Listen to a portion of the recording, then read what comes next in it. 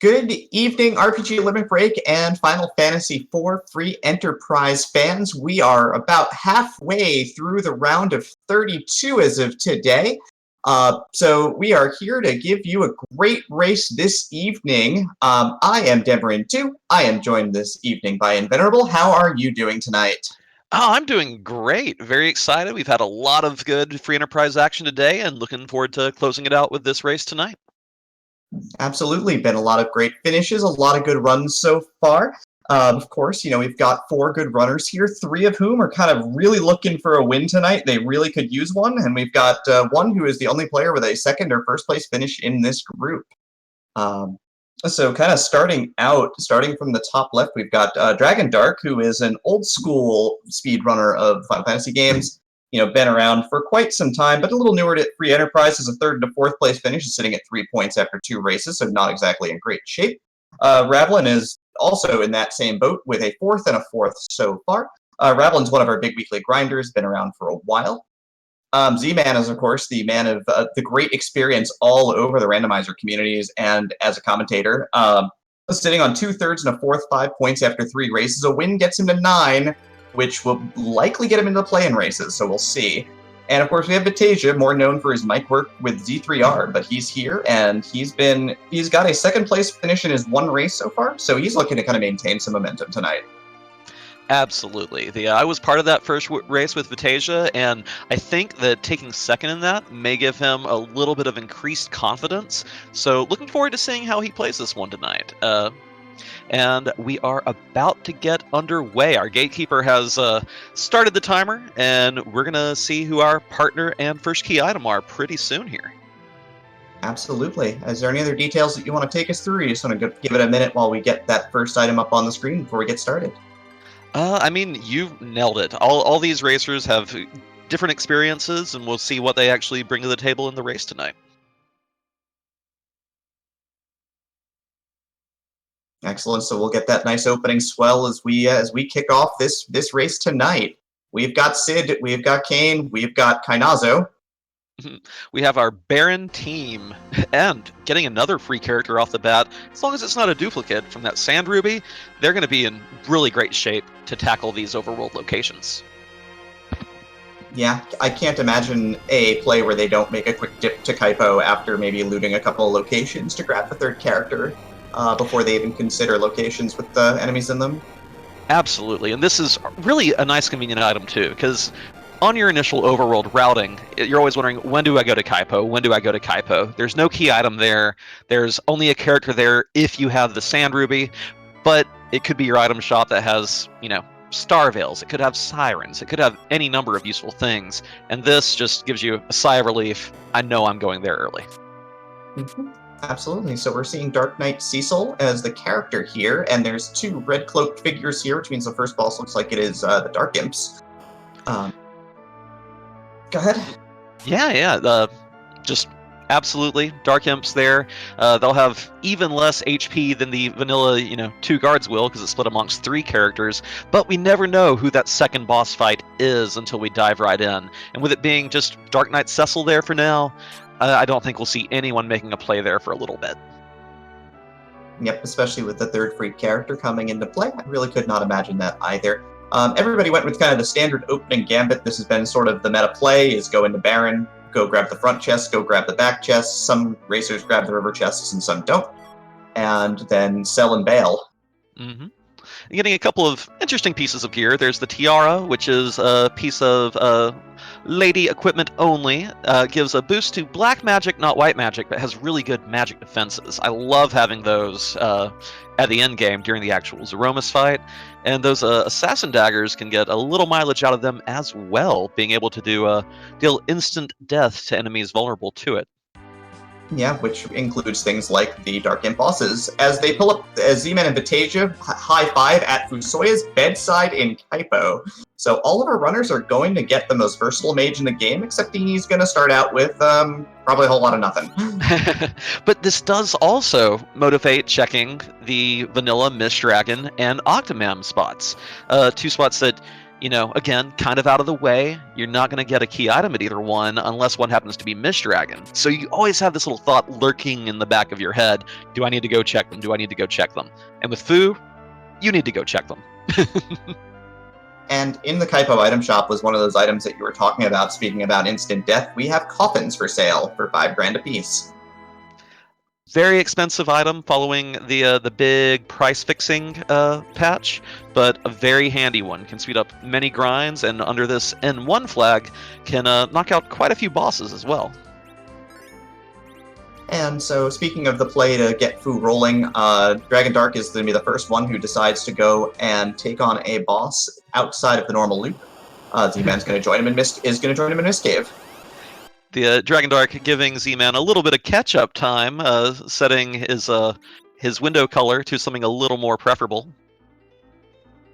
I'm surprised, though. I wonder if Dragondarch saw that fight and thought it was the Fabul Gauntlet instead of just the simple Kaipo soldier fight.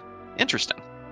Yeah, this seems like a little bit of a tactical error here, because One Ice 1 from Z-Man's Fusoya just drops all three of the front units, and then an Assassin Dagger Strike takes out the rear line. 700 experience points, but more importantly, moving Fusoya up the spell chain. Yeah, nothing that valuable from that, just Cure 1, Venom, and Charm. Charm, you could get some niche uses out of, again, if, you're not just using the Assassin Dagger.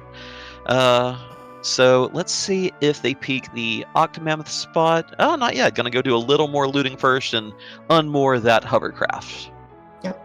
Only thing of real excitement down here that I saw, but we'll check with Z-Man in a second, was an Ether 2, which is just useful to have around to refill your mana. I just realized what happened with Dragondarch. The Dragondarch hadn't picked up Fu yet, so Dragondarch was only checking for Mist Dragon. If he turns right back around and fights those Kaipo guards, you have to feel that that's, just basically a minute out the window for these other racers. Yeah, and I think the biggest thing about these runs with these 32 runners is that anybody can win on any night if they're feeling it, or they're playing well, or they're making good decisions.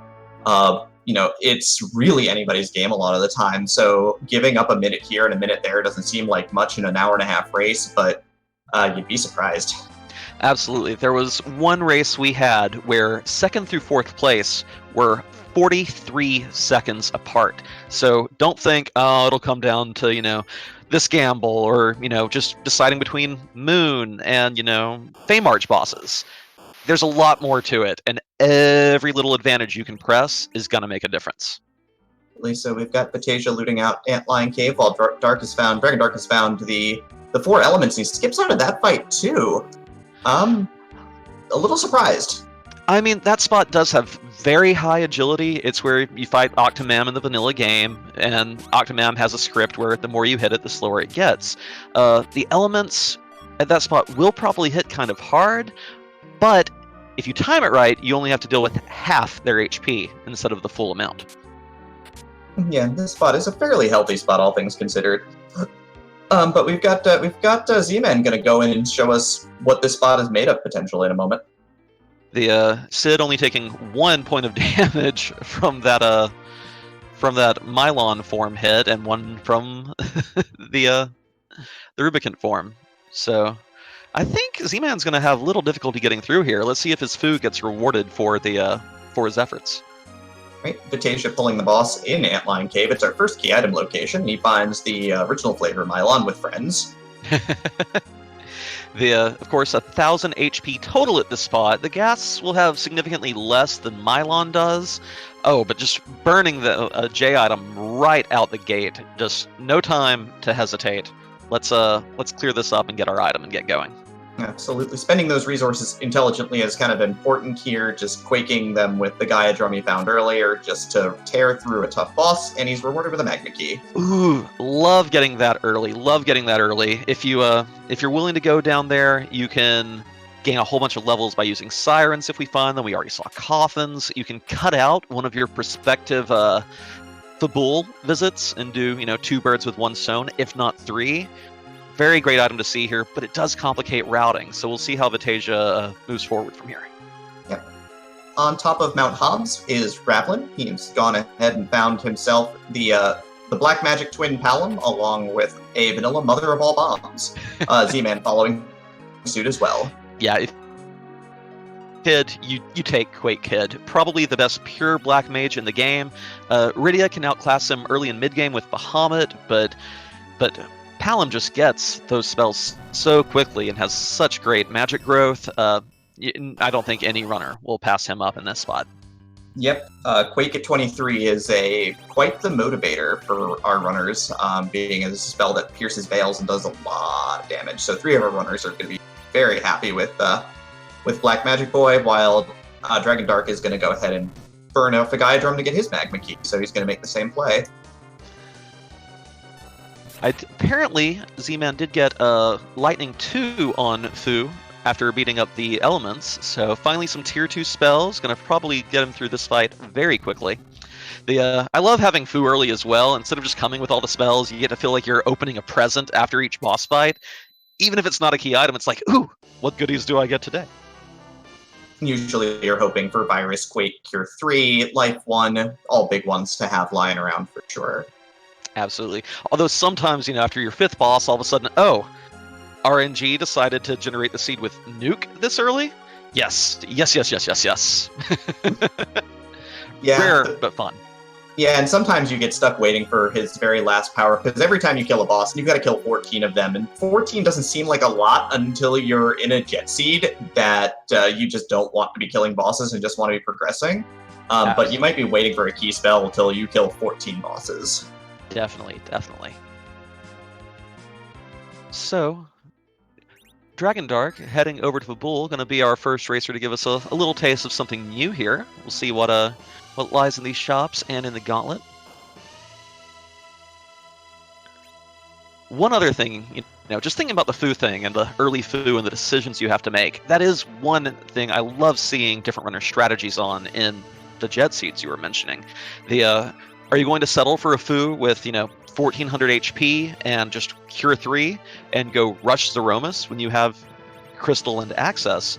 Or are you going to hunt down a few more bosses, see if you can't get a little more rounded out spell list in HP? And Dragondarch has decided to dump his inventory to grab 5 Star Veils, so item let him cast Wall on himself. Star Veil, one of the most useful items that any racer would do well to pick up. They cast the Reflect spell, like you said, but they are one of the few items guaranteed to appear in an ungated shop. And I can't even count the number of bosses off the top of my head that you can do great techniques with. Hopefully, Dragondarch will run into a few of them and get to show that off. Yep. Got Mill Z in the castle right now, so... This seed is all Mylon all the time, apparently. All 3 flavors of this Earth Fiend right out the gate. Right, he decides to crack a Grimoire to start, gets Ramya out of it, which is just going to do lightning elemental damage, which is not the greatest thing to see from it against Millen. Rolling the dice on those Grimoires. I know some people swear by them, but I just feel like I always get a Chocobo or an Odin that whiffs. Yeah, you can basically keep that, but we've got 3 runners there. Dragondarch is just going to burn through it with that. The Grimoire doing decent damage for this spot. The 800 is still not insignificant. Ravlin's going to be probably casting some level 2 magic as a Z-Man, so hopefully they'll be able to blast through that, while Vitasia's on a loot spree right now. Our racers are all going to be very glad. So we get the hook from there, which means this is one of those cases where the overworld has both hook and magma key. Hoping that Ravlin and Z-Man don't completely overlook that antlion spot. If not, they may be in for a very rough Cave Epland dive. Yep. Also in chat, DevChant asking, what exactly is the chance of Grimoires pulling something good? Well, there's 3 that you want to see for sure. You could deal with Titan just fine, doing earth damage, won't hit Plague, but will basically hit every other boss in the book. Leviathan doing massive damage, and then Bahamut doing double massive damage, I guess. More importantly, Z-Man has been blessed with Ice 3 on Fusoya, so we've got our first 3rd level magic spell for one of our team members here. You say, it's definitely more than 2 out of 10 summons. Honestly, if I pop a Grimoire, I'll take any of the tier 2s or better. You don't want Chocobo, you don't want Odin a lot of the time, but really anything else I'm happy with. I just have terrible, terrible luck. Yeah, I don't like relying on them either. But if you've got it, if you want to spend those resources, by all means, clearing out the sorcerer armor from the lower floor. It's the armor that Fusoya starts with, interestingly enough. Yeah, and that's one of the other advantages too. Even though this flag set with the F2 flag nerfs Fu a little bit out of the gate, we can't have, all this cosmic power right at the start. He still comes with fantastic gear. Stat that gives, I believe, +10 to the white magic stat. Sorcerer robes, one of the best in the game for magic evade, defense, and stat boosts. Just fantastic gear. So even though he may not have a good spell, he can just bonk stuff to death with his staff until he gets rolling. Ravlin has not forgotten about Antlion today. Is down in the cave, grabbing the Hourglass 3, gonna pick the safety save. Z-Man, same boat, not gonna make this mistake, and both of them will end up getting the Magma Key, and both will probably breathe a sigh of relief. Absolutely. We were talking earlier, in the intro, about how 3 of our racers have, a 3rd and a 4th place finish, or a 4th and a 4th place finish, and is that going to motivate, some wilder plays? And luckily, neither one is going with something so wild as to ignore Antlion Cave. Yeah, and Antlion Cave's also given up the goods in terms of gear. There's a black shirt in there, which, while the casting stat on it is bugged, it does not help your black magic damage. The defense is sorely, sorely needed, and you generally don't say no to it. Mm-hmm. And worst case scenario, it sells for a decent chunk of change, and we all want to buy Bacchus wine, we all want to buy coffins, we all want to buy hourglasses and sirens, so the looting, if for nothing else than financing your run, very important in the early game. Yeah, there's always economic concerns. I mean, I saw one of the runners, I think it was Dragondarch, who sold their tiara, for example. A nice piece of endgame gear, but 10,000 gold can be much, much more important. Absolutely. Looks like Vitasia is going to be our first racer to actually, Dragondarch ahead by just a minute, pardon me. Gonna be diving into this underground. No, Dragondarch flying away. Let's open the mountain and then forget about it. Never mind. Nah, he is. It looks like he's on a hunt for sirens or other key item or other key J items because he's flying to Toroya with the double item shop. He wants to make sure he's got the full overworld shops done. So Vitasia will be the first runner underground. There we go, and heading into Dwarf Castle. I wonder if this is just going to be a shop check, or if there will be some shopping and looting. And I can't fault Dragondarch on that at all. Get 9 free item spots to check here in the Troya Treasury, and then 2 shops to check for all kinds of useful items. So, makes perfect sense. Yep. Dragondarch unsurprisingly getting some mid-tier gear, while Vitasia finds illusions and buys exits, but not illusions, interestingly enough. May think that with the spell, I'm not certain what spells Vitasia currently has on Fusoya. If he already has Blink, he may think, good enough, let me save my money. And unsure what he may have sold or bought there, getting a little bit of a drop frames from his stream, it looks like. But doing a little bit of looting, and we'll be continuing on in the Underworld, I'm sure. Yep, Dragondarch has found Ether 2s in the back shop and Life Potions in the front shop, neither of which I think were very appealing because I think we already saw Life Potions. So nothing here, and he's going to loot out the rest of Toroya as well. Now, correct me if I'm wrong, Demarine, but we have not seen Sirens for sale yet, have we? No, there were no Sirens on the Overworld anywhere at this point. Sirens are one of those items that fuel your grinding because they summon up rare encounters that can be worth big stacks of experience points because grinding is good. Especially with Black Mages, Palom especially, is like, again, we'll come back to 23 for Quake all the time, but it's so important. Absolutely, and although Virus will get you through most of the Overworld bosses, Quake, you avoid the split damage, you cast it straight through, the reflect status, just probably the best bang for your buck in the early and mid game. Yep. Ravlin's our first runner to land of Summon Monsters. Dragondarch is still sweeping for Sirens. Z-Man decided to take the hook to sweep for Sirens, so he might get rewarded here in Eblin Underground. Walking right past the item shop, though. Ooh, and Ravlin, you clicked through too fast. I did not see that key item. Did our tracker happen to get eyes on what was in that chest? We've got word from chat. It was Vanilla Rat Tail. Gotcha. Interesting. We do have the hook already, and I believe all 4 of our racers unmoored the hovercraft, so that is another key item check they can route in, especially if they talk to Yang and have to go visit Sheila anyway. Mm-hmm. And Zman looks like he's going to full dip this and look for the character at the end, while Ravlin's going to see who we got here. Well, kind of 2 freebies, but both fairly annoying. They're not the most difficult bosses I've seen in those spots, excepting the fact that you've got to get through 6 Kalbrina hits before you get your hourglass off to stop the back 3. Very dangerous stuff. But luckily, the back 3 are considered back row, so they won't be hitting you too hard, especially if you're throwing that hourglass with someone you have in your own back row. Victor for the win asking chat, anyone have a link to this run's rules? Is this the randomizer? Yeah, this is the Final Fantasy IV free enterprise randomizer. I believe I may have typed the wrong. Okay, there it goes. Open world randomizer. You start with an airship, a couple characters, and a potential key item depending on your flag set, and you can go through the quest in any order you want. On a fundamental basis, though, our runners want to find the crystal, and then either the pass or the darkness crystal. The first one lets you transform Zeromus to actually fight him, and then the pass and darkness let you actually get to the fight to start with. Yep. So again, Z-Man found the trap chest down in the Evelyn Underground, so it's going to go ahead and blow that up for some experience. Vitasia gets his rat tail, Dragondarch following closely behind, and Ravlin says hi to gang and doesn't say hi to the elves. No love for the fairies today. I'm a little sad.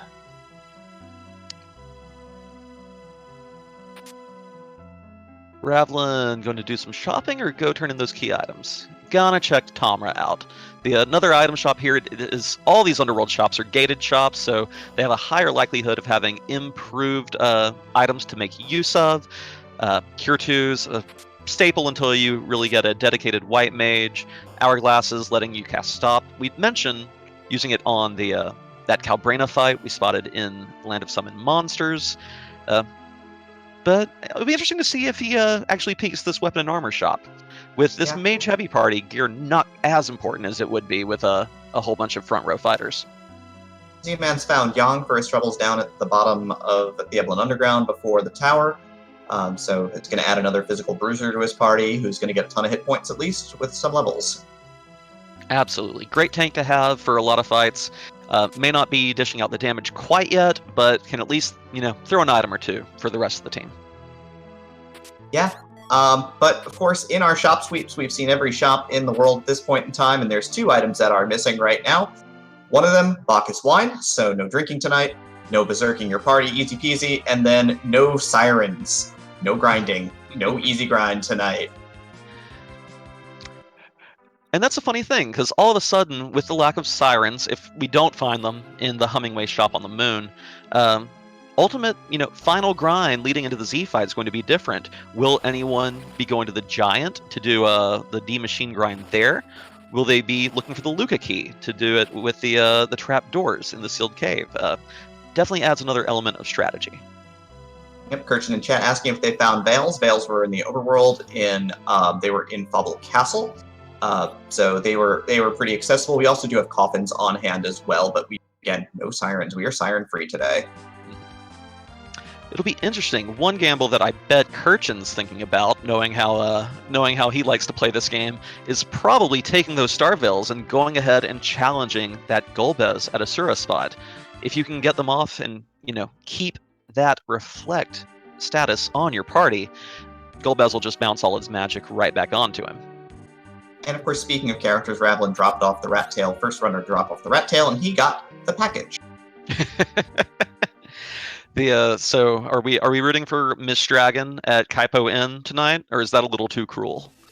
I mean, it's something you gotta. It feels like it's something you've got to check just in case. I mean, but the problem is that your party's pretty well established here. I mean, you don't have the feature white mage. You've got Fusoya, who's fine. You've got a couple of bruisers. In Z-Man's case, you've got 3 of them. I don't know if you make that check or not. Did I must have missed it? Did Ravlin run up and talk to Sheila as well, or is he left that on the back burner for a second? That's been backburnered for the moment. He went directly to Mount Ordeals. Not a bad idea. His foo is still lagging behind compared to Z-Man's. There are 3 bosses here, which will, of course, give 300 HP, 9 more spells, and a key item, well, a prospective key item spot. I don't mind this play at all, and in fact, it can very easily pay off if this turns out to be hiding the crystal or the darkness crystal. Speaking of Star Veils, first boss on the mountaintop is Asura. Ooh.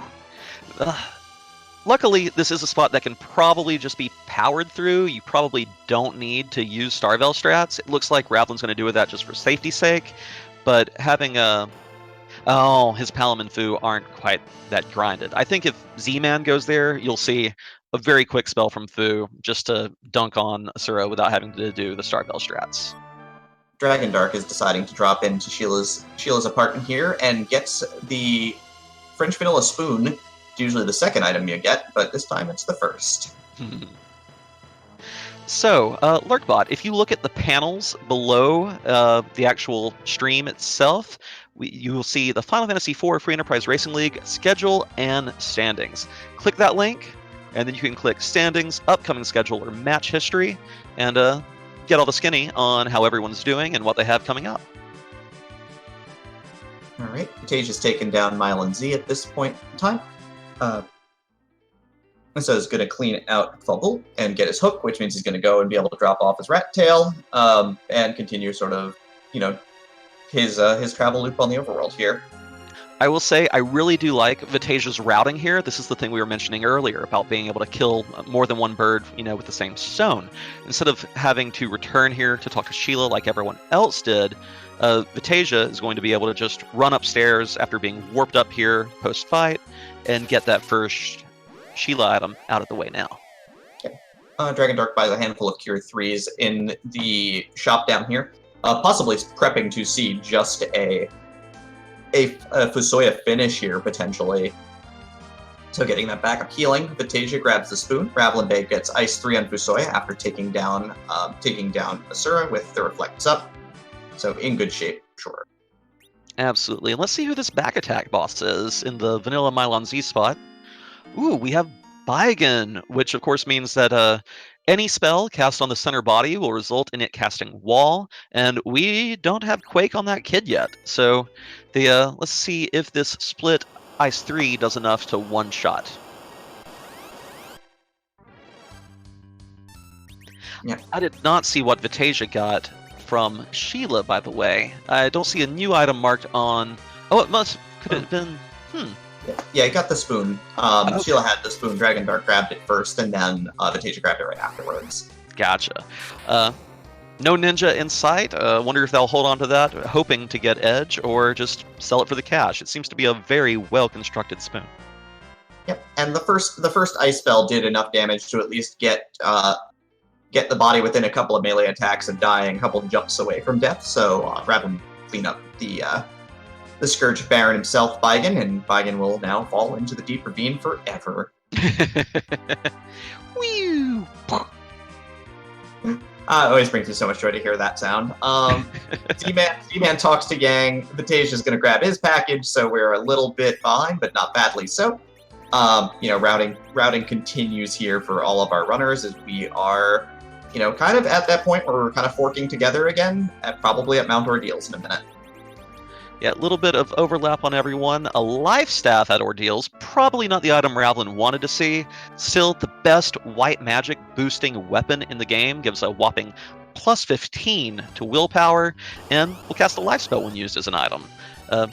Great piece of gear, but not what we really want to see right now. We want those key items. Yep. Dragondarch deciding to still skip Ordeals and goes over to fight the Dark Imps instead, who are meleeing for about 120 apiece right now. Ravlin has found Plague in the third spot here, so that should go down pretty quickly, though. This is a very low hit point spot. Yeah, only 1,000. Kid takes care of it with one virus. Absolutely right. And more foo spells. Yep, Scala Kitty, our Restreamer, falling into the deep ravine, and other extremely satisfying Final Fantasy IV sound effects from now. That's what I call JRPG sound design. Thank you, Scala, for the restream tonight. Definitely love so many of the sound effects in this game. Virus makes a great sound, Nuke and White make great sounds, but of course, nothing makes quite as great a sound as that pan. Yes. Dragondarch lit 3's Leviathan right in the head, and the Serpent is down. He's going to be, I guess, rewarded with Cecil? Well, there's your real reward. The Dark Knight came with a Dark Crystal, so Moon is open. I wonder how soon we'll see. I imagine all our runners will head to Baron Inn fairly soon, instead of tackling the more difficult Underworld locations. The question is, how many of those Underworld locations will they clear before making the Moon trip? Absolutely. Ravlin's the first runner through Ordeals. Vitasia's gone down to go and get Yang. Zman has decided to do a little bit more looting in Dwarf Castle. Ravlin's going to check the shop in Mysidia. And we're going to see Dragondarch summon the whale here. I wonder if Dragondarch just intends to check that Hummingway shop. Again, we have not seen sirens. That could be, the place they've been safely hidden away this entire time. And of course, there is another character on the Lunar dais, possibly Rosa or Porum for a dedicated white mage to make a very mage-heavy party. Yep. More importantly, I mean, with Fusoya, if you've got the right spells, you can grind the Moon. We've seen a lot of runners doing that. When they've got this option where there's no sirens, at least the encounters up there are pretty high experience, and if you know what spells to use, you can usually plow through a lot of experience per A. Z-Man fighting the alternate final boss of Free Enterprise, and that is inventory management. There's so many useful J items that it can be hard to pick and choose what you actually want to stock your inventory with, and if you don't have a full party of 5, do I keep this weapon for Edge? Do I keep this weapon for Cecil? The several decisions to be made there. I bet he'll be dumping a lot of this out in the shop in just a second. Yep, and again, we talk about that lost time, that lost inventorying time as part of that that time that you lose through the game. The time you spend in your menus is just gone forever, and you want to try and minimize it as much as possible, and you'll see a lot of runners go out of their way to not menu. Definitely. And again, with that match that we saw with the 43-second second to fourth finish, it's something that has to be weighing on all our runners' mind at this point. Even the smallest mistake can cost you that place and those valued points that may get you into the top 12 and automatically make the playoffs. 13th through 20th, of course, having their chance to make it into the playoffs with play-in matches. 2 points here. So first, Andy J. Retro asking where the Darkness Crystal was. It was behind the bosses here at Baron Inn, which is where RavlinBay is right now. Dragondarch has found Silk Webs and Bacchus Wines for his troubles up here. And looks to be also grabbing up some cabins as well. No sirens, though, so it is official. We have a sirenless seed. That means those other grinding options will be very, very relevant very quickly. One item that we did see earlier that we saw Dragondarch kind of just ignore, and those were the Ether 2s for sell up in Troya in the Pass shop. With having Fu as your source of weak, only having 190 MP, sometimes having a few Ethers or Ether 2s to throw on him during the Dragon grind can save you a lot of time. Having to cabin up, find another dragon to fight, or even having to use Osmos to steal MP from your other party members. Dragondarch is going to get himself the Ninja. Edge is sitting on the Lunar dais. I don't think you could see a better character up there at this point. I'm sure he'll be super, super pleased with that. Ravlin's going to get his Darkness Crystal. It looks like Vitasia's in Fauble Castle. I'm going to loot this joint out, looking for gear. Surprising. Again, with the mage-heavy party, little surprise at this play. It could, of course, pay off. Could find some adamant armor from any one of these trap chest fights, which is something that no one will say no to. And Dragondarch is leaving the Moon. Is this the play that you make here, Invenerable? It depends on what my Fu's spell set is. If I'm satisfied with that party, I may go ahead and, instead of coming back to Earth, go ahead and go to the Giant and get all my levels now. But on the other hand, we have seen very doable bosses in the Fey March. We know that this party is not going to have any difficulty clearing Dwarf Castle, clearing the lower Tower of Babel. Many options still available. Doing Moon may be a little greedy at this point. Yep. Vitasia's found the 3 Mad Ogre chest here in Fubble in the Ruined Castle of Evelyn, and is going to hourglass to them so that you can start picking them off one by one and flinging life potions at them to get some extra experience, hopefully. Demarine, it gives me a little bit of joy, given that how I always accidentally call Fabul Evelyn, that you are starting to call Evelyn Fabul. Just completely getting these castles mixed up. They're good castles. Very good castles. And Z-Man actually peeking at the package character. It is the duplicate Palom, it looks like, if I saw that cape color correctly. So no value in the character there. Could still be value, again, if Miss Dragon is hiding behind there in the Kaipo infight. That would be a very dubious play at this point, though. I agree with Z-Man resetting out. Yep, and Dragondarch is looking to kill some bosses here. He's on Ordeals. He'll end up getting a life staff, but he'll get a bunch of spells on Fusoya. We'll be keeping an eye out for a week at this point. I think that's going to be super key. Agreed. That weak spell will definitely give us our optimum grind option under the seed, since Sirens... I love a Sirenless seed. I love that character. I mean, I love our racers having to pull out additional techniques, additional tricks, additional strategies, rather than just having the easy way out. All right, we've got Ravlin finding the Lunar duo here at the first boss in the Castle of Dwarves, and it looks like Z-Man is turning in the package. No, he's just taking an in-stop here. It's always an interesting other thing that you can see in characters routing. There are certain plot triggers, certain key item turn-ins that come with them a free full party heal. We know cabins are for sale on the moon, not on the planet, and tents don't really get the job done. So if you've already exhausted these free storyline trigger heals, you do have to take the time, hop in and in if you want to get those MP back on your mages. Yep, and so Palom just went down for Ravlin. He seems to be slowly working his way through. I think that maybe he didn't notice that he has nuke on Fusoya right now, but he could be nuking these dragons down real fast. Absolutely. And understandably, maybe a little, timorous fighting these two dragons. They have done work on a lot of our racers, especially in the Rubicant spot the last few weeks. Of course, we did discover a new strategy, thanks to Dipwood, who I saw in the audience, that their breath attack can be reflected to turn them into frogs. Probably not necessary at this spot, but it's always a fun bit of swag to see. Yep, it looks like Ravlin's going for some more direct strats here, though, and it looks like he's just going to run out of gas and have to reset in a moment. He just got breathed, and his entire party is now mute frogs, so he's going to reset. Sad to see. Hopefully the second go will give him an easier time of it. Use the nuke! Yeah, just pull the trigger on the highest damage spell in the game, please. Alright, Dragondarch is going to get his life staff in just a moment. We've got Z-Man looking at Asura going, I've got level 3 elemental spells. I'm fine. This is good. Let's blow this fight up. Vitasia sadly only getting an assassin's dagger from that trap chest. Already found 2 of those in Barren Town at the very start of the game. Definitely not the kind of reward you want to see. You have to feel like you just wasted a minute or two there. Yep, and of course, speaking of high damage spells, when Dragondarch was fighting Vigan, decided to not go with the multi-target Ice 3 and cast his first Ice 3 right on the body for 5,000 damage.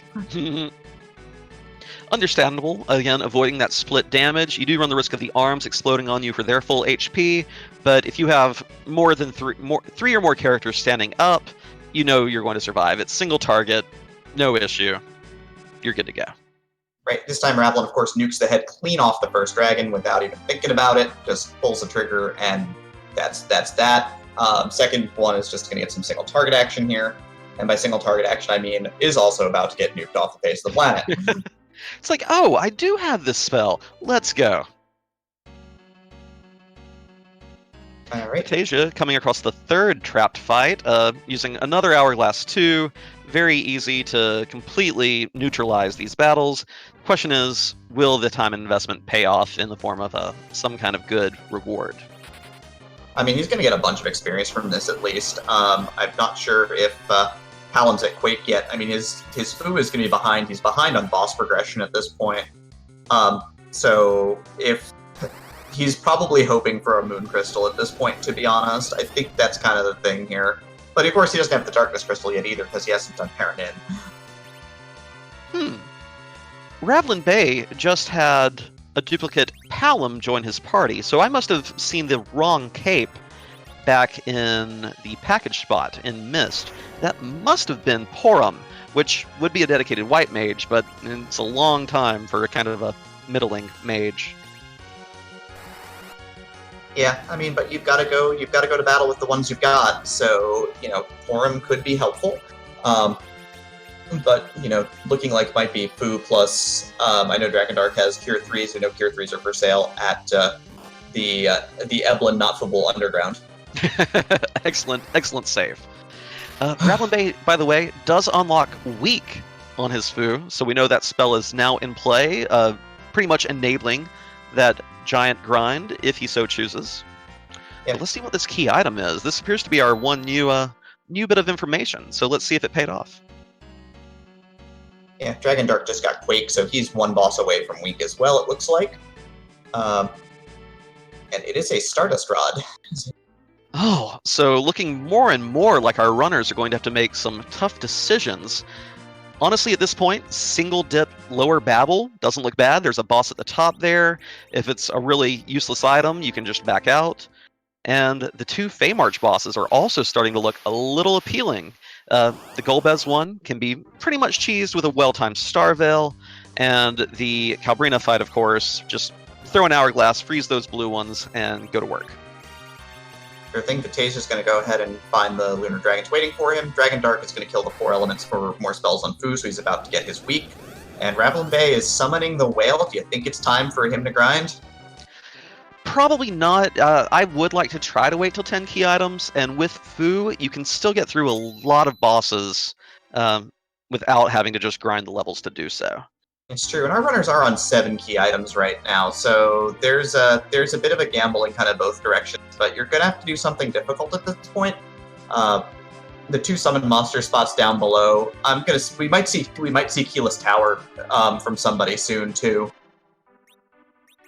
Would not surprise me. I know that's a play that a lot more runners are starting to make, just because it really doesn't take that long to run back up with the key later, and if the item is bad and you don't need the experience, you can just reset out. It's kind of like making a sealed cave a dive, but you do get to at least see the key item first in sealed cave. Yeah, very, very interesting, certainly. Margaret Ann is asking, we've still got King and Queen up, and we've still got Water Hag up. Yeah, there's a Baron Guards are also up in terms of the bosses. I guess we would classify as team free, the bosses that you want to see so that you can kill them with minimal effort. Mm-hmm. I would even include Bahamut in that. Bahamut, although knowing Mega Nuke, gives you 5 free turns of countdown to get your walls up. Probably a few others that I'm not even thinking about right now, but definitely some potential easy targets on the moon for our racers who intend to target it. Yeah, absolutely. We've seen a lot of the more dangerous bosses so far too. We've seen Lunar Dragons, and they can be a real problem up on the moon. We've seen the Dark Imps, who are actually dangerous up there, among others. So it's been pretty good so far for bosses. PMA, we have not seen Wyvern just yet. Hopefully it won't be in too nasty of a location. The 2 issues with Wyvern, of course, well, the big thing is that it opens with a Mega Nuke. So you have 2 options to get past it. You either have to have a character fast enough compared to Wyvern to get a Reflect off, whether Star Veil, Moon Veil, or the spell, or you have to have enough Magic Evade and Magic Defense and HP to just tank that opening Mega Nuke. If you get through it, Life Potions will get you through the rest of the fight, but there are some spots that just have such high magic attack, such high speed, that they can really be stumbling blocks for our runners. So I do need to ask you a quick question about something I saw on Zman's stream. He's traded away Kane for Cecil. I mean, I've not seen any good gear for Kane yet, and Cecil, you can use cover strats against really tough physical bosses, but you don't have Adamant, you don't have Legend Sword, so you're not even on your way to getting the Excalibur. I'm a little puzzled by the play. I mean, it could still very well pay off. We've seen Crystal Sword just slice and dice through all kinds of bosses, including Zeromus. But I don't think I like that play at this point. Yep. So we got Vitasia's up on Ordeals now, so he's going to clean out Ordeals. Dragondarch is about to blow up Octomom real quick here. So he's going to get his Stardust Rod. I'm sure he'll be excited to see that, except it's not a key item. Vitasia had noped out of the fight, and just decided to reset out, so did not get the Stardust Rod, and RavlinBay is making the play. It's time for Keyless Tower. Yes! And for those of you who are new, the Tower Key is a key item in this game. In the vanilla game, you get it from the Dr. Luge fight at the top of the lower Babel Tower. In this, it could be anywhere. Could be on the moon, could be behind one of those Fey March bosses, lots of places it could be. We hate to double dip in any open world randomizer. Sometimes you have to make the play, you have to hope it'll pay off, and RavlinBay is doing just that right now. Yeah, double dipping really is the bane of a lot of runs. Basically every RPG randomizer, Zelda 3, Final Fantasy 1, Final Fantasy 4, but, well, Ravlin is going to do it right now. Not even going to take a save. Nope, doubles back is going to take a safety save at the top, and... Yeah, if we were to find Wyvern here, Wyvern actually wouldn't be too bad. The Luge spot has very low magic attack, so it wouldn't surprise me to see Fu outright dodge it, or at least take, relatively little damage compared to the other fighters. Still, plenty of bosses here could shock you. Safety saving, not a bad idea, and also hasn't even re-equipped in a while. Get that Stardust Rod going. Yep, gonna get that power on the kid now. And those Quakes are gonna hit for an absolute bunch, which will be great. Vitasia dealing with Bigan at the top of Mount Ordeals. Z-Man is taking out the Lunar Dragons right now, gets a melee attack from Cecil for 270 and cleans them up. And let's see who's at the top of the tower here. It is Dark Knight Cecil. Ooh, good call, making that safety save then. This can be a very tricky spot. It can do a lot of damage in a short window. The question is, do we have enough healing items or curatives to get them going between attacks? I know this spot, if you have battle speed set to 1, can work you over in a hurry. Let's see if Ravlin handles this okay. Yep, the waves are only doing 300 damage, so Fusoya and Cecil will both survive outright without doing anything, so he's just going to stand there and take it. Yep. Fair enough. Freebie at the top of the lower Babel. Always a fan of getting free ones out when you can. D-Man's dropping Lightning 3 on Octomom, so count it down. 3, 2, melee attack, 1, lit 3. Zap. Looks like he's got the Stardust Rod on Fusoya, because that did cap damage, basically. It did 9,800 damage. And only Bahamut from that spot. RavlinBay does not have Iridia, doesn't care about the 26,000 XP, resets out, loading the save that he kept at the bottom of the tower, and moving on from there. We are left with only the Feymarch bosses, I believe, and then we got to go to the moon. Yeah, we don't have a Baron Key to do Baron yet. We don't have a Twin Heart to do Cave Magnus. We don't have the Earth Crystal for Tower of Zot. We are running out of places to go. This could be a linear moon and back seed potentially. Notably, though, I will point out we have not seen Mist Dragon either. On this no free lunch flag, the free item you would normally get from Bedward in Troya Castle is moved to Iridia's mom, who only appears if you beat Mist Dragon. There are plenty of really trolly spots that she can hide out. Even here, she could be at that Kaipo Inn fight unlocked by the package, could be at the first boss fight in Tower of Zod. You have to have the Earth Crystal to complete Zod. You don't have to have it to fight the first boss there. And could even be at the Eblin Royal spot, which we have access to as well. Yeah, there's a lot of options here. I think, a moon and back seed is going to be kind of the probable play here, where you get a key item that leads you to a quest chain back on Earth, and you've got to pick the right quest chain. So these can get very interesting, whether you decide to, if that is the case, whether you decide to gamble on coming back to Earth without cleaning out the moon first, or if you clean the moon completely. On the bright side, too, though, let's see. RavlinBay is sitting at 4, 6, 7 key items. Still 11 key items available out there. I think at this point, he's guaranteed to get 1 or 2 from these summon monster fights, just because there's so few places left to check. Yeah, I mean, and since some of them are gated behind other key items, it does make sense that there's some options there. Yeah. And Dipwood's commenting that these Fey March bosses look pretty free. These are like, I think these kind of fall into the semi-free category. They do take a little bit of setup, but if you've got the setup, you're probably okay. And Ravlin wisely started that fight with an hourglass, freezing the 3 blue dolls. They shouldn't be taking another turn. Gonna life up Cecil to make sure he gets all of this juicy XP. This one's about to be in the books. Yep, Vitasia's going to be our last runner to get the Darkness Crystal here, as he is about to go ahead and smite Leviathan with Lightning 3 as well. So, hi Leviathan, and in about 3 seconds, goodbye Leviathan. Quake is going to take out the Dancing Dolls, so Dancing Dolls are cleaned out right now as well, so let's see what we're getting from Calcabrina here. Let's see. New information's always fun to see. Oh, it's the pass! Probably the one key item we did not really care about seeing at this point. Okay, that's not true. Legend Sword and Adamant would also be a little disappointing, but we already have the Darkness Crystal. The pass will let our runners take the shortcut to Zeromus when they finally get the crystal, but that doesn't make any headway now. Yep, and Ravlin nopes out from Golbez here with his 8th key item in tow. Decides to not try and chance the Leviathan spot. Not exactly known for its magic damage, though. I don't know if I agree with this play. I'm quite a bit surprised as well. It may be that RavlinBay is out of Star Veils. Because I know he used a couple on that Asura fight earlier. So if he has run out of those, he'll definitely want to make a run back up to the overworld to buy a few more. Yeah.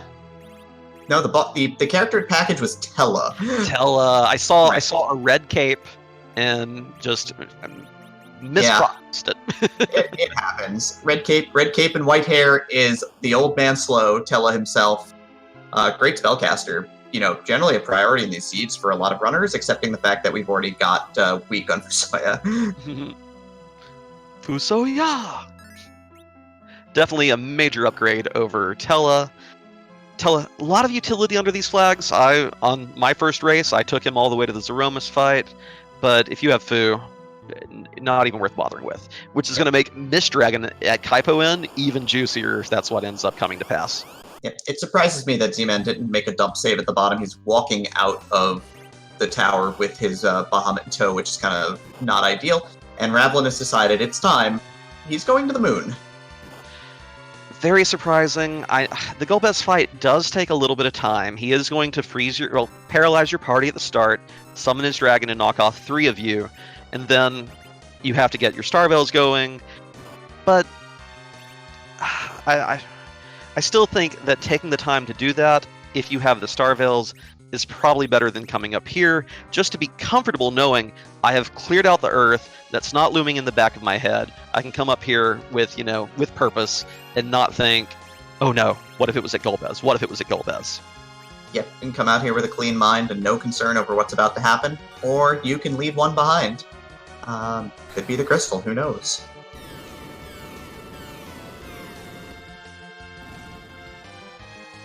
Yeah, still no Wyvern fight yet. Rank to Fire could be hidden in any one of these moon spots. Or it could be places we'll never even see, like CPU or Elements. Yep, Dragondarch has cleaned out the Dancing Dolls by hitting them with the Hourglass and then deciding to make rocks fall so that everybody dies. He casts Meteor from Fusoya and cleans that spot up real fast.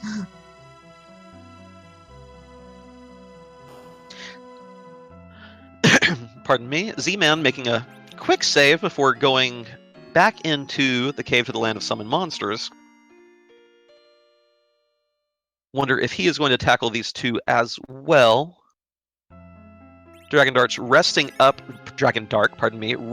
I can only assume he is about to go tackle the Golbez spot. Should be interesting to see if it pays off, if it leads to a long item chain, and Ravlin ends up regretting this moon play. On the other hand, if our crystal is on the moon, this is going to put Ravlin head and shoulders above our other 3 racers at this time. Yeah, looks like he's found some gold dragons here to grind, so he's going to be pretty happy with that in terms of experience, at least. Yeah, no sirens, so this is a very lucky formation to encounter. It will give, I believe, 60,000 base experience using the life glitch, as Ravlin's doing. It gives 90,000 total, and if we had our 10 key items, it would be giving 180,000 for this one fight. Just ludicrous amounts of XP. I'm pretty sure that he's making sure that he's got enough experience to start doing lunar bosses, and this is going to be a quick way to just jumpstart his experience economy, which is pretty fantastic. Absolutely, and I'm curious what his Cecil is equipped with at this point. I know that we saw a few pieces of crystal gear throughout the game, but a lot of people like to sell that for the cash. Since we didn't have to invest in sirens, though, he may have had a good bit of it to stack on Cecil, and using that cover command can make some of the physical spots up here a little bit easier than it would otherwise be. And, looking at Ravlin's screen, that's like 7 levels per character from that fight on average. Good times for everybody.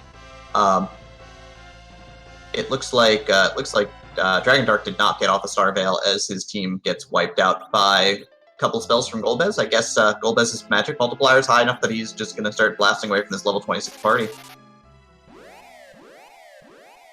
The Asura spot where Golbez is residing tonight does have decent magic attack, but it's always the physical bosses that surprise people there when they're playing Free Enterprise for the first time. It's like, oh, I don't remember them being too bad, and then you go there and they're really fast and really damaging. So the magic, though, on the Asura spot still can pack a wallop. You gotta get that Star Veil off here. Decides to drop his battle speed to 6 in order to get a little bit extra time at the start of the fight. The big thing with these spots is that, this spot is normally Leviathan casting Ice 2, which is not that high damaging a spell, but Void is Lightning 3 and Virus. They both have higher damage multipliers, so they do tear through you pretty quickly.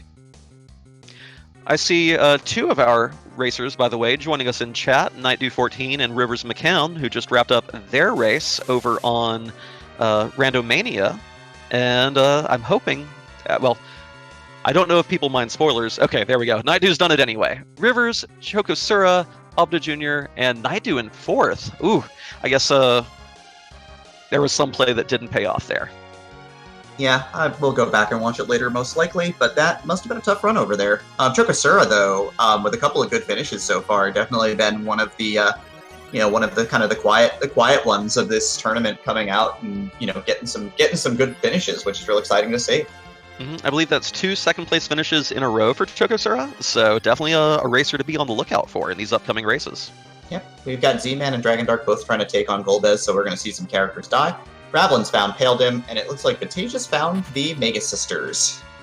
So Vitasia apparently also made the play to the moon. Interesting splits here. We have 2 racers trying to clear out everything on the planet before heading up there. The other 2 saying, no, I don't have time for Golbez. Let's go ahead and see what waits us up in the sky above. Yeah, and this is a pretty low damage spot for the trio, so I think Vitasia's a happy camper right now. Ravlin, of course, is getting meleeed all over the building by Pale Dim right now, about 1,000 to hit, so not having a good time right now. Not at all. If Ravlin has a Moon Veil, of course, can completely trivialize this fight. If not, Blink or Illusions can definitely neutralize a little bit of that Pale Dim damage. Plenty of strategies available. Let's see if he chooses to re-tackle it and take advantage of one of them. Yep, Dragondarch's done. He hits the exit button and he bails out. He's seen enough of Golbez today. I think his edge got lightning bolted for about $5,000. Z-Man has also seen enough of Golbez for one try, and I think they're both headed upwards. They're both headed upwards and outwards right now. And Ravlin has found the big one. Nopes right out of that Wyvern. Ravlin went for the... Go ahead, sorry. Oh, no. Go ahead. Yeah, no, Ravlin made the high numbers play there and went for the double chest, looking for 2 possible key item rolls, and instead got, would have gotten a face full of Mega Nuke if he stood there for about 2 more seconds. So, I'm very excited. This is going to be a very challenging race for our runners at this point. We know there are multiple difficult bosses in difficult spots. The freebies are either done or hidden away. So it's going to come down to a lot of player skill, a lot of possibly lucky routing. Let's see which of these lunar bosses lets them move forward. Yep, Dragondarch grinding, doing first floor grind, so Warlock carry grind. Ravlin is finding the first boss here at the Wyvern spot, which is going to be Dark Elf. Not a bad spot. Everyone has memories of fighting Wyvern for the first time in the vanilla game and getting wrecked by Mega Nuke. But the spot itself has relatively low magic attack, middling physical attack. So Dark Elf here should not be a problem. RavlinBay is probably going to make it through this fight without too much difficulty.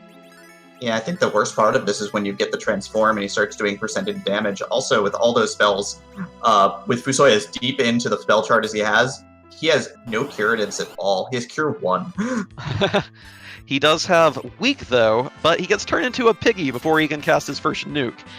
Piggy, of course, does some things to your stats, most notably, spells will not work anymore. You can still dish out a little bit of physical beating to opponents, but having that Whisper hit a mage, very annoying in this fight.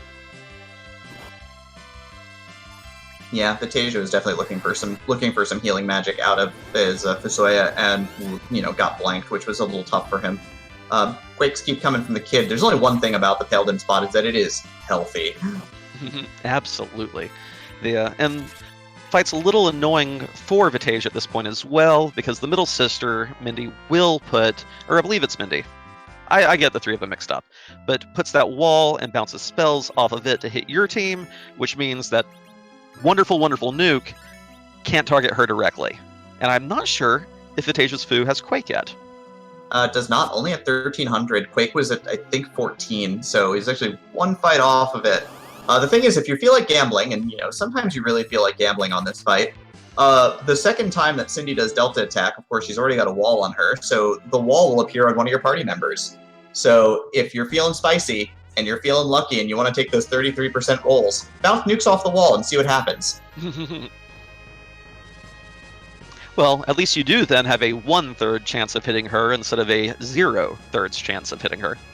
Yep, and you do need to kill her because she just keeps resurrecting the other two sisters and draining out your resources, and continued pummeling from Delta attack just will keep coming out. Dark Elf is going to go change. We have the dragon form. Let's see if we can get around to Fu for a week before it starts knocking down these party members. I saw it punch Edge for well over 1500 damage. Let's see. There's the week. Come on, Fu. Yeah, Deep Breath is going to be a little dangerous here, that percentage damage, but Fu steps out of the way, which is good. Vitasia's quaked down the middle sister, so in good shape, going to get off the week. It looks like we're going to get a jumping pig here, which is going to be pretty impressive. And I don't think Ravlin cares about the experience right now. I think all he cares about is the fact that this bot is dead. The lone fly, I want to know when pigs fly joke, but I'm too busy laughing at the thought of it. Only gets a legend sword, but it's still another key item. But oh goodness, flying piggies, love this game.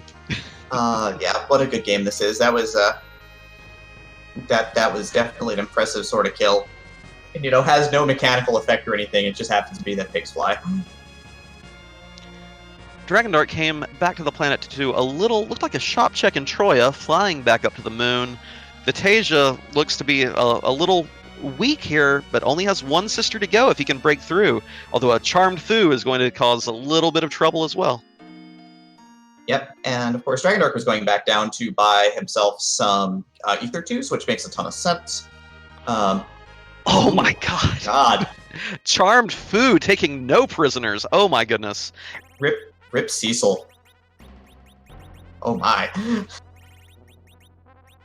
Will Quake Kid be able to finish the fight?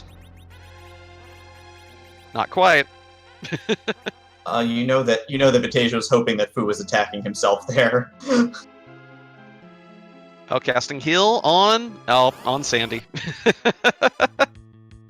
So Dragondarch is going to be our first runner to dive the Bahamut location, it looks like. Also has encounters on, probably needs to flip those off in a moment. Unless he's coming to do... Is he coming to grind? Is he doing the Behemoth walk? Is this about to happen? Looks like it. We'll see if he turns it off before getting into that lowest level. Oh man, I'm excited about this. This is not something you see every day. Ravlin's spending that cash on this fight, by the way, as he's going to try and spoon dagger Cindy real quick here. Probably one of the best investments of that item. A free 8,000 damage. a lot of strategy with the spoon. If you do have edge, which boss do you spend it on? Do you save it for the Zeromus fight for massive damage after a black hole, or do you use it to get through an earlier roadblock, like this Maga Sisters fight? I'm a huge fan of using it to burn up an earlier roadblock, because I forget to dart on Zeromus. I'm just so worried about getting my Zerking up when I have triple Zerkers that I don't tend to care about throwing items. I just want to get my offense in order before anything else, and that involves just casting Zerk and using Bacchus Wands. So usually if I've got the spoon and edge, that spoon is gone. Looks like Vitasia's recovered. Fusoya's regained consciousness and decided to point the nuke at the right target, and Sandy goes down. So he's a happy camper over there. We've got Dragondarch doing some grinding. We've got Z-Man doing some grinding, and we've got more nukes on Sandy right now than we can count. Ravlin making much faster work of this fight. They are both getting the pan for their troubles. I wonder if they will continue to dive Moon, or if they're going to go chase this item. It does give 2 more potential key items. One from the Sylphs themselves, one from Sheila once you go back and give it to her. Ravlin getting the text glitch. Yeah, he's a little confused by that. I don't think he might not have ever seen that before, but he's going to check his items. He's going to sort first, and that's going to really mess things up because now he's not going to be sure what he got. He finds the pan in his inventory, it looks like, and he is also bailing out. He's casting Exit. I'm not sure if he's going to bail out, or if he's just doing the salute back, but Vitasia's decided that the pan is enough. The 2 key items are enough to leave. And Ravlin's in the same boat, it looks like. Very interesting calls. Yeah, I understand both of them doing this. They both had a little bit of trouble with the Lunar bosses. Ravlin made short work of the Maga Sisters, but did have a little bit of difficulty on the other spots he checked. Vitasia, of course, chugged through that fight. A charmed Fu made it a little more difficult than it might have otherwise been, but I don't mind this. It's a very quick 2 key items. Yep. Often I like to full clear Moon before I come back, but the pan is one of those that I might make an exception for. Yeah, Ravlin had a little bit more knowledge as well, because Ravlin had the Legend Sword, so had a dead end from the other spot down below, from the spot that had Wyvern, excuse me. So he does have a little bit more knowledge, and he knows that Wyvern herself is sitting down there guarding 2 chests. So it's very, very interesting. Dragondarch did not decide to fight Rubicant. It looks like he says, "I'm good, I'm out," and decides to mash that exit button also. And we've got Z-Man still grinding down here on the Moon for a little bit more here. We have bonked our monk friend and gotten only a Drain Spear. Oof. Let's see if there's value. There's always value in Sheila, it seems. If it's another non-key item, then I just have to guess that all these others are in one ridiculously long chain. Oh man, it's gonna be an execution race then, potentially, and it could come down to who's got their levels in place. Because everyone's gonna have their 10 key items. Nope, Dragondarch runs all the way back down after checking, and he's gonna fight Rubicant now. Here we go. Should be a fairly challenging fight in this point. Bahamut has decent magic power because, again, Bahamut gives you the time to get your reflex up for its Mega Nuke, unlike Wyvern. So let's see this Glare. Yeah, this Glare doing enough to one-shot probably any character in Dragondarch's team except for Fusoya. Ooh, but that Ice 3 doing a juicy all 9s damage. Yeah, but the cloak's going to close, so he's going to have to wait, because when the cloak is closed, it becomes all absorption. So yeah, there's our start of our chain. Baron Key pops out from Sheila, so we may be looking at a bit of a chain now. Fusoya saying, "Was it flame? I will show you how." Doing a little nuke on the cloaked Rubicant himself. I think Fu's going to carry this fight pretty quickly for Dragondarch. Yeah, and now he's going to start channeling that ice 3, and the cloak's going to open up, and it's just going to be the Fusoya show from here on out. Everyone else is just here to take hits, it looks like. As 2 of our runners, Ravlin and Vitasia, are on their way back to beautiful Barren Castle. El Magus, by the way, with the 42-month sub, been a supporter of RPG Limit Break for 3.5 years now. GG, dude. Thank you for your support. Yep, Elmagus in this tournament, definitely one of the stalwarts of the scene. Obviously, great to see him coming out and supporting the other 31 runners as well. Dragondarch, of course, continuing to cast Luke, Nuke, and Ice 3 on Rubicant, so going to probably take him apart. Zman's going to start taking on the Sisters 3 here in hopes of getting his hands on a pan. While our runners clear these bosses up, do want to again thank you all for watching tonight. We love the supporters of the Free Enterprise community. Thank you RPG Limit Break for hosting so many of these races. Make sure you give all 4 of our runners a follow. They all play this game. They play other games too, but great to see the Free Enterprise community coming out. Give them all your support. Give my friend Demarine too your support. And huge thanks also to our tracker Kedril and our restreamer Scala Kitty. And so, of course, as a quick recap, with Dragondarch getting the crystal sword, which is still a value, because now Cecil has all of the attack power. We started with the Sand Ruby, which turned into Fusoya, which was pretty fantastic.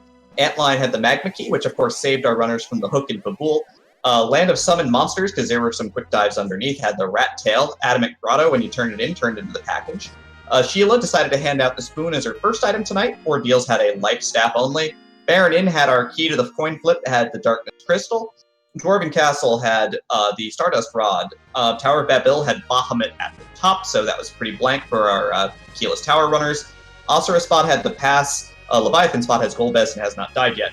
The Wyvern Spot had the Legend Sword, so not the Crystal Sword, because Bahamut was just hanging on to that down below, but it was really Rubicant. The Pale Dim Spot had the Pan with the Mega Sisters, and the Pan hit netted you the Drink Spear, but the Pan turn-in netted you the Baron Key, which is where Ravlin and Vitasia are right now, taking on Kainazo, followed by what looks like Bahamut. Of course, this also opens up the Odin spot in the basement, so I do like this path. It does open 2 key item spots that probably aren't as difficult as some of those Lunar bosses we saw them fighting. Z-Man picks up his pan. Is he going to make the play and come back to Earth to follow our other racers, or is he going to work on the rest of the moon? He's mashing that exit button. He's mashing that exit button hard. He's out of here. He's healing up. He might not be done. Going to be interesting to see which decision he makes here. If he does chase the other 2 racers, he will be behind by quite a bit. If he makes the moon play, he could end up being the only one to find the crystal. Yeah, because Dragondarch taking a crack at the sisters here, so is going to go ahead and do a little bit of pausing, and we're going to find Edward and Baron. Do you think these runners want a bard to sing tales of their eventual victory? At this point, that is, I would be so frustrated with the seed. I would be a little angry to even see Edward at this point. Vitasia is currently looting. Dragondarch is showing off the power of his Crystal Sword, meleeing for 2,500 with his level 35 or 36 Cecil. And it looks like Vitasia's gonna go and do the Odin spot first. Peeking Odin, bold play. Many bosses here can just utterly dunk on your party. RavlinBay is about to get to the hidden trash can in the basement of Baron Castle. And the boss's Antline, and this is of course my favorite reskin of the game, because normally this leads to an airship, but instead it leads to the Luke. So RavlinBay does have even more of an item chain to follow. Luka Key is nice because you can save outside, peek the item before having to fight the boss, and know if it's going to be worth your while.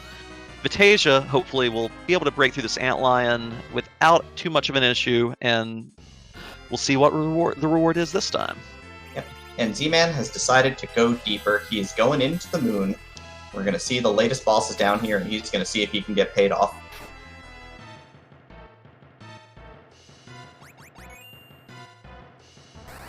Ravlin, I'm guessing either Ravlin must never have checked the character or just wants to check the item shop. Maybe didn't come here earlier wondering, oh wait, where are some sirens? Gonna at least pay off with some Cure 3s. I wonder, okay, just wanted Cure 3s, just wanted to check the item shop, dipping back out, here we go. Yeah, smart play for sure. I mean, that's just a good look. Dragondarch, of course, while we were waiting, cleans out the Sisters 3 with some Meteo and some Quakes. Vitasia currently nuking Antline for about 5k. And Z-Man gets cooked. Fusoya took 8,400. Oh, that damage roll. Oh. So here's one thing that our runners have to start wondering.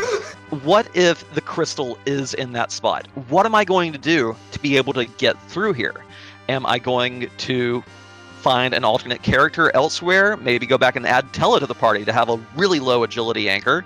Am I going to turn my battle speed down and hope I can run buffer a Starveil off with my current team? If the crystal is there, or do we end up having all four deciding on a reroll if that does end up being our crystal location? I think that if all four agree to it, they are entitled to that. But of course, by that point, the seed will probably already be 1.5, 2 hours in. I mean, it could be grind percent here. You get Edge with enough agility to go fast enough to get the wall up. I mean, the only problem then is you've got to res the party and get through that volley of probably high to cap damage nukes as well. So it won't exactly be a party out there, I'll say that right now. Vitasia getting a pink tail from the Odin spot. Again, not what we want to see. We're nearly an hour and 15 minutes in. You want the crystal. But adamant armor, no one's going to scoff at. Best piece of gear in the game, quite possibly. Definitely going to get some use out of it. Yep. Z-Man's going to go with some stand and deliver strats here against Paladin, starts nuking away. Dragondarch is going to go to the Wyvern spot. Go ahead and find his not crystal sword. Ravlin is, of course, about to kill off Odin and get his pink tail, which, I mean, hey, an adamant armor is nothing to cough at. Might be the difference maker when you're trying to get Edge's agility through the roof for Wyvern, so that might do it. Absolutely. I'm going to be interested here with RavlinBay and Vitasia.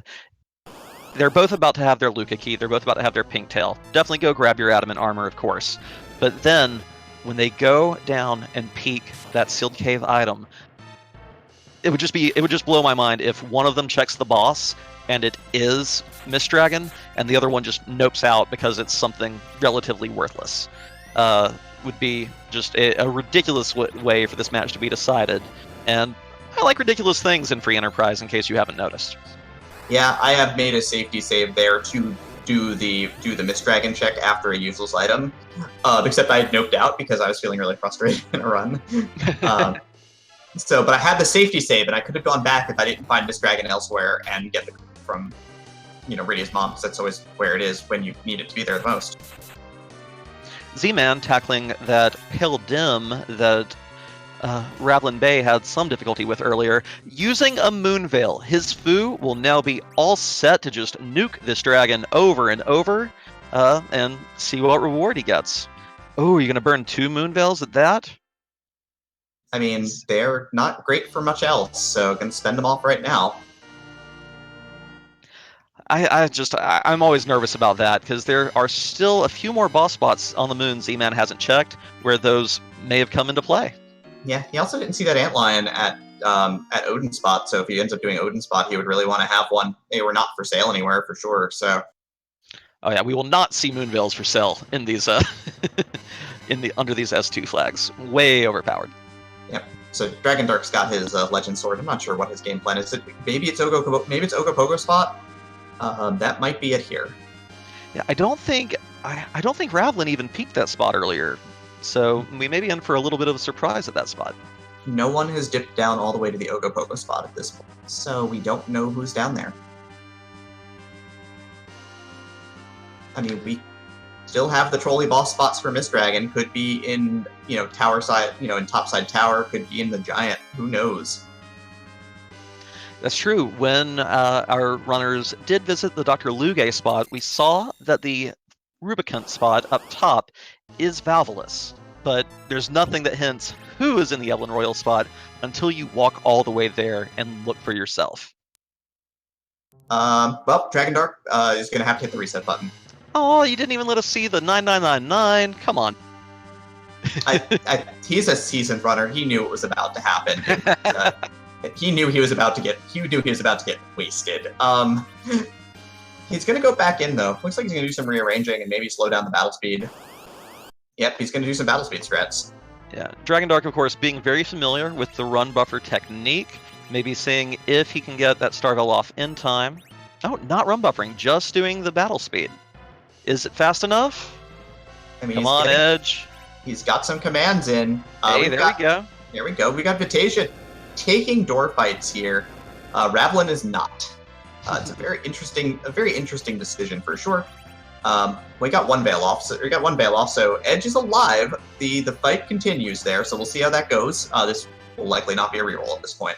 Yeah, it should be fine. The reflected nukes from Wyvern will only kill one party member at a time, so as long as you hurry up those life potions, you can win this fight at this point through sheer attrition.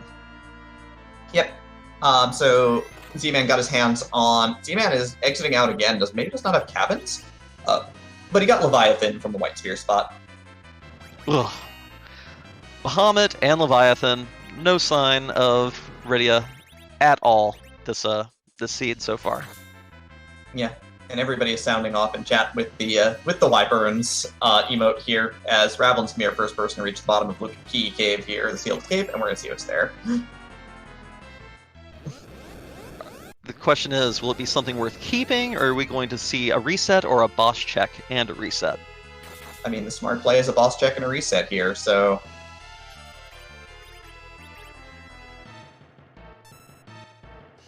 Here we go. Oh, rough. Oh boy, I don't know if we like that call or not, but that sure is a Mazamune. He's gonna equip it, which means I think he's looking to keep it. I mean, it's a great endgame weapon for Edge. It's the power. Mm-hmm. And Edge, until this point, was only stuck with 2 short swords as default starting weapons, so it's a huge upgrade. Yep, Rivers McCown is asking if anybody climbed the tower. We did have Keyless Tower already. We had Bahamut at the top of Keyless Tower. We have found our hidden dragon. Oh man, it is Mr. Dragon in Sealed Cave. What is this seed? I hope he gets the crystal. I'm not gonna lie, I'm feeling this right now.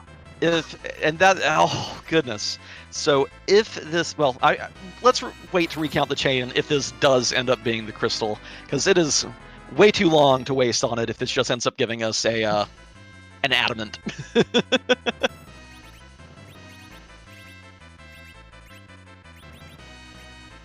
Let's see if Vitasia also makes the correct decision here.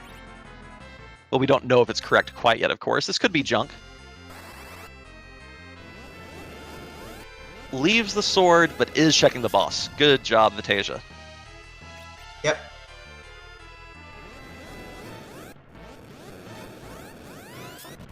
Oh yeah, Vitasia didn't even take Edge, so of course, no need for the Masamune. Nope. But we are fighting dragons all over the place. And Rubicon, but he breathes fire, so it's fine. Dragondarch still working on that battle of attrition with Wyvern, burning through those life potions, doing damage when and how he can. Shouldn't take too much longer, although this Lunar Dragon spot is one of the highest HP locations in the game. Ooh, but Crystal Sword chews through that Wyvern. Huge XP gains. And let's see if these 2 items actually give us what we're looking for. 200,000 experience points. It's a ribbon helmet and a rock. And Dragondarch already has the Crystal Sword on Cecil, so doesn't even care about the Excal. Ooh. I mean, excited to see the ribbon, I bet. But man, oh man, Dragon down, but no reward. Ravlin is mashing that warp button now. He's getting out of Sealed Cave. We're about to go to Mist Town, it looks like. Z-Man's about to take down Rubicon, but, you know, gonna get his Crystal Sword for Cecil, which he'll be very happy with, excepting we're an hour and 20 minutes into the seed and you're not getting paid off right now. If this Mist Dragon chain ends in Bupkis, what does that even leave for us? It would have to be... It would have to be the Ogopogo spot, right? The only spots left now are Golbez, which nobody's finished, Ogopogo, and Rydia's mom. And odds are one of these is going to contain a chain on its own. We've not seen Twin Harp. We've not seen Earth Crystal. We've not seen Tower Key. So at least one of these is guaranteed to have a chain hidden behind it as well. I mean, it could be a long chain or there could be 2 short chains, but man, oh man. You've got to be feeling for these runners now. This is getting harsh. But let's see. Ravlin is going to go to Mist first. Dragondarch is nuking down Pale Dim right now in the White Sphere spot, so is going to end up getting himself a Leviathan. Here we go. What do we got? Fingers crossed.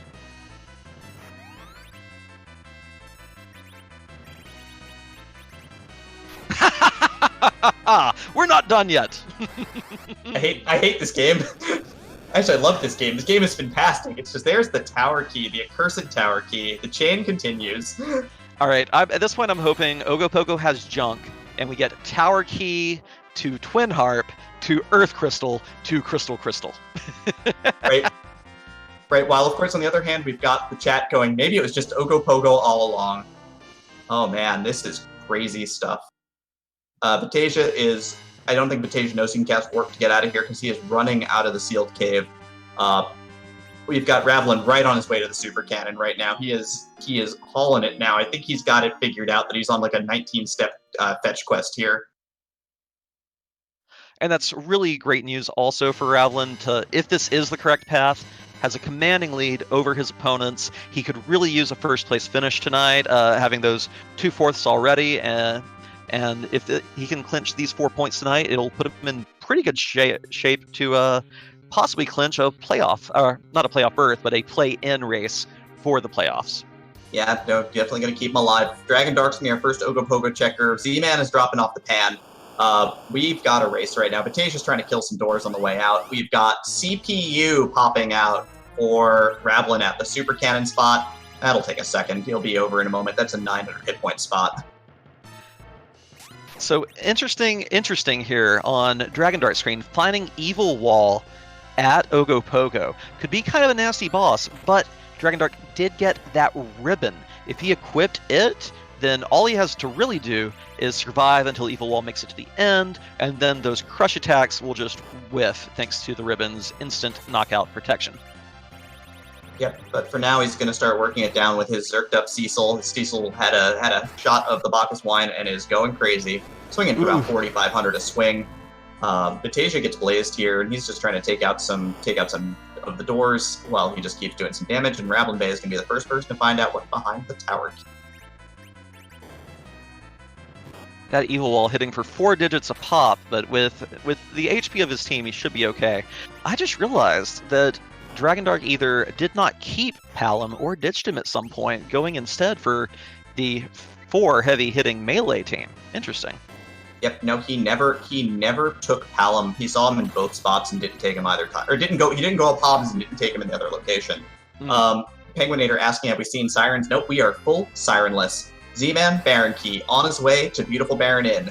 Vitasia bailing out, no more doors. He's good. Let's see what we're going to see in a moment, really, where this race is going, because Dragondarch's going to see what's at Ogopogo, and Ravlin is about to see the Super Cannon. This is probably the race right here. If it is the crystal at Ogopogo, Ravlin is in a lot of trouble. Going to keep following this rabbit hole. Earth Crystal at Ogopogo. Twin Harp at the Super Cannon. We've got a coin toss. It's all up to luck now. Oh, this is wild. We're going to see a high five in Troya in just a second. Well, no. Dragondarch has the pan. Will Dragondarch go with the Earth Crystal, or will he go with the 2 free items and follow that rabbit hole? So Ravlin could still have a chance, even if it is the Earth Crystal for the play. Insane right now. Oh man. I mean, do you make the play thinking no one else has done Ogopogo, that Evil Wall took your opponents out of the game there? Do you decide to grind now? But oh man, this is something else. Oh, Trenton GL, Wyvern was beaten by Dragondarch, so we know that's not it. It did, however, give a ribbon and an adamant when we already had Crystal Sword. But we know now, one of these 2 spots is going to pay out. Vitasia Tower Key, he's going to be on his way back underground. Oh man, this is getting crazy. Z-Man's doing Baron. He is behind everybody for sure. We just don't know right now where Dragondarch stands. But, oh yes, and Elmagus reminding us, there is still Golbez. Thank you, Elmagus. It could still be the Man in Black, the Man of Darkness himself, throwing down the 5,000-point lightning bolts, and all of our runners have left him behind. Oh man, here we go. Which again astounds me, because like Dragondarch got the Starveil up to take down Wyvern even. You'd think that Golbez wouldn't even be that intimidating compared to that dragon. Nope. So we've got Fusoya, who is immune to paralysis, is going to start trying to kill his party off here for the start of the Dark Elf fight. But keep an ear out for the music. RavlinBay is looking for the sweet sound of the crystal at the end, no matter what, though, even if the song is great.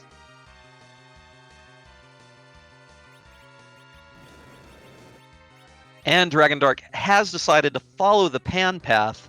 When he goes back to Sheila, he will get that Baron key. The question is, does he pursue it or does he go with the Earth Crystal? Oh, man. That's just such a tough call.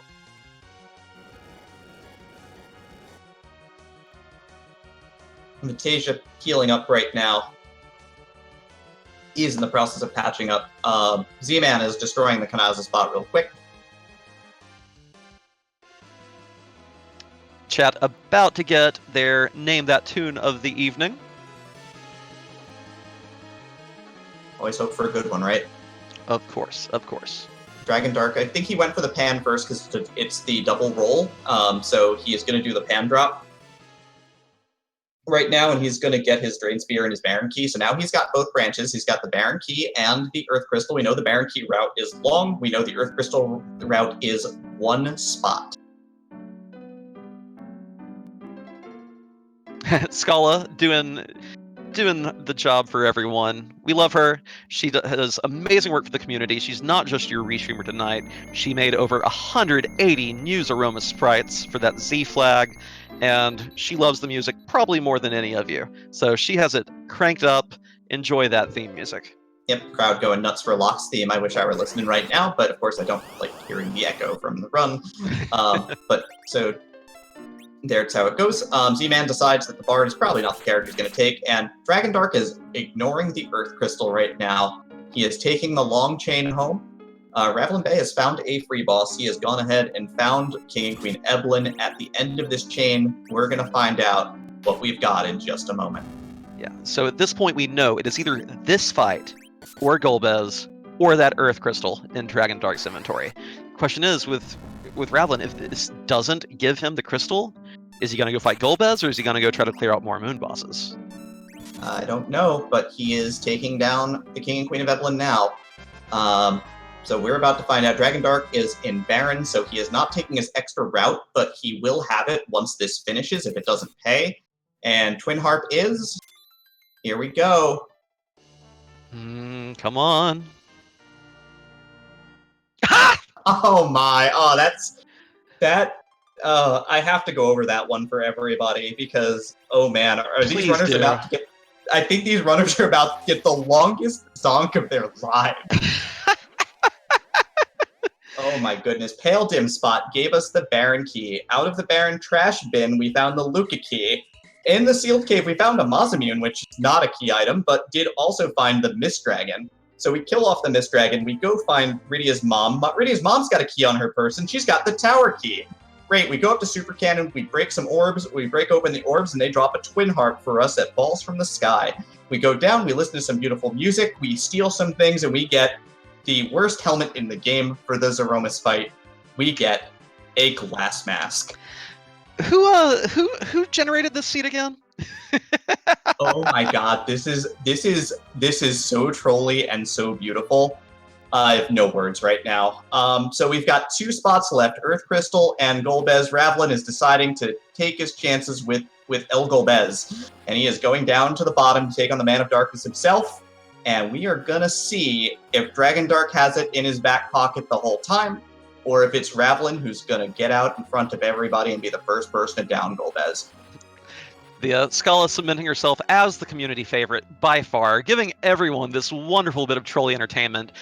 Maybe our 4 runners won't appreciate her as much, but I'm sure the rest of us are loving this. Ah, man. No, this is Scala's revenge for Vargas. That's what this is from the RPG Valkyries run. She is giving everybody else the torture that she had to go through that day. So Darkness at Baron, Pan at Pale Dim, Baron Key at Sheila. I can't even keep up with this. Oh my god. This is going to be... I cannot wait to ask every one of our finishers. So, how did you feel when you got your glass helmet? This is just absolutely amazing. Z-Man, Pink Tail, finishing off the Odin spot. Dragondarch's going to go root around to the garbage bin now. Going to go ahead and get himself his Luca Key, and let's see how Ravlin deals with the Man of Darkness, Golbez himself. If it is here, everyone is going to be so mad at the end of the scene. Yeah, Dragondarch has a little bit of an advantage. He's got a ribbon helmet. And I'm surprised. Did Ravlin not pick up an adamant armor? Adamant armor also provides immunity to paralyze. Why is the entire team kneeling like that? Yeah, it would be paralyzed and immunity to the instant death effect as well. He did not get the adamant armor. Z-Man, however, has decided that having adamant armor is a high priority. He's going to turn in his pink tail. So he'll have the preparation, and Dragondarch has decided to show us the other half of the world here. Oh, thank you, Dragondarch, for the information. So either Ravlin has the crystal here at Golbez, or Dragondarch will be getting it from the Tower of Zot, and this is going to determine it, folks. If Ravlin makes it through this fight and gets the crystal, we'll be first to Zeromus by a huge margin. If Dragondarch gets it here, similarly, we will have a huge gap between first and second place tonight. All right, it looks like he is going to get the Star Veil up on Kane here. Takes a 1,600 point fire too, but he's got the Veil up. He's got the fight started now. He should be in good shape. He's just going to probably swing for the fences a couple of times and start letting Golbez just off himself. Yeah, choosing just to heal Kane. I like this plan here. I would probably not bring one of my other characters up. If you do that, you run the risk of them instantly getting hit by a spell before they get a Star Veil up, and that's not only them taking another nap, it's Golbez not eating that damage. Yep, and Z-Man's going to roll up on Golbez. He's decided that he's seen enough. He's going to go and do the Golbez spot right now first in his routing. Dragondarch finds what looks like it is either Bubble Gauntlet or the freebie itself, Water Hag, and it is Water Hag. RavlinBay has dropped Golbez with a slew of reflective high-powered spells. Here we go. This is it. Hold your breath, everyone. and Dragondarch is in the lead now. He is one boss away from getting his hands on the prize. The crystal will be his in a moment, taking that big lead. The finishing chain ends up being Darkness Crystal at Baron Inn, all the way to the bottom of the moon. Ogopogo spot has the Earth Crystal going all the way back up to the top of the world, the highest point in the world, Tower of Zot. Crystal's at the top. We're probably going to see a White Mage also. I doubt that you take one at this point. I think he's all in on this party, but that is so clutch. This does, however, make it anybody's game for second through fourth. As long as Dragondarch doesn't have issues with the Z fight, I'm perfectly willing to say huge lead at this point. But how long will it take our other three runners to check that Ogo spot, get that Earth Crystal, and go for it? Luckily, Ravlin with the most information looks like he might be the first to get there. But I think Ravlin still has several other moon bosses he can fight, which we know won't give the key item that opens any kind of chain, but he'll probably still clear them out in the hopes of finding that crystal. Yep, we had the double White Mages behind the Earth Crystal late in the game, and Dragondarch has decided, nah, I'm good. Another set of blue-robed figures challenge us in the tower as well. We had both Water Hag and the Fabul Gauntlet here in the tower. All our blue robes at once. Gonna have to spend a little time earning that crystal, but it will pay off for Dragondarch eventually. Yep. Dipwood is asking, did nobody kill Wyvern? Nope. We had a Dragondarch offing the big queen of all dragons. Got a ribbon helmet and adamant rock for his troubles. Ravlin's headed down to kill off Rubicant here, which is just not going to quite cut the mustard, as we know. Crystal Sword is great to have, but it's not what we want to see at this point. Divchand, the gender of Wyvern is never really truly noted, but when you think about other mythologies, Wyvern is a woman, yes. And in the Japanese, she's Dark Bahamut, so of course she has to be evil, right? Yeah, we'll go with that. That works for me. I'm into that. The Dark Queen of the Dragons. Yep, Dragondarch working his way through the Fabul Gauntlet here. Z-Man got his Dragoon Spear, and I guess he knows he's got to go back up to the moon now. He's out of things to do. Man, hour 37. We're gonna get an hour 40 crystal, probably, or close to it. 2 more fights to go for Dragondarch up in the tower.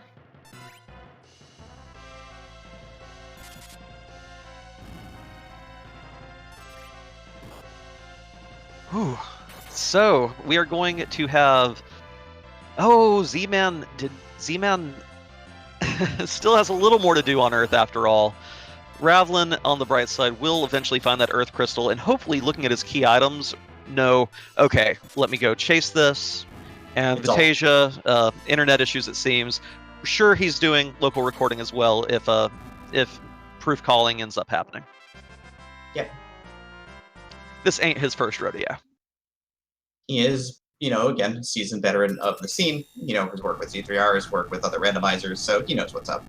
But Dragondarch has killed off the Fauble Gauntlet, taking his sweet time. We're going to do a little bit of cutscene action here as Rosa, who he did not take to his party, is going to cast Exit, who is, again, not party. And everybody, I'm not sure what he's going to get. 100% unsure that this is the crystal. Oh, hey, look. Oh my god, it's the crystal! Who could have seen this coming? Oh, I am shocked. Are you not shocked by this, Demarine? I had no idea that was about to be the crystal. He's got the pass also, so let's see what's about to happen. He's about to go down and take on Zeromus with this quartet of bruisers. So this is... We have checked, ladies and gentlemen, we have checked literally every possible key item location in the game. It is a 28 of 28 locations checked seed. Wow. Wonderfully generated, Scala. Thank you for delivering this unto your adoring fans. And whew, I'm just looking forward to seeing whose butt we finally get to kick tonight. Yeah, absolutely. Some people end up having the touch for rolling seeds like this. They roll seeds that are great for the commentary team. They make the commentary team very happy. They make the runners absolutely miserable, and I think that's what we've got tonight. Z-Man doing a little bit of grinding on these trapdoors. Again, this was a sirenless seed on everything else. Yeah, but when you play through 100% of the game, you get a lot of experience points. Dragondarch doing no grinding, party around level 48. We're rolling up our 40 pull of Zeromus, and here we go.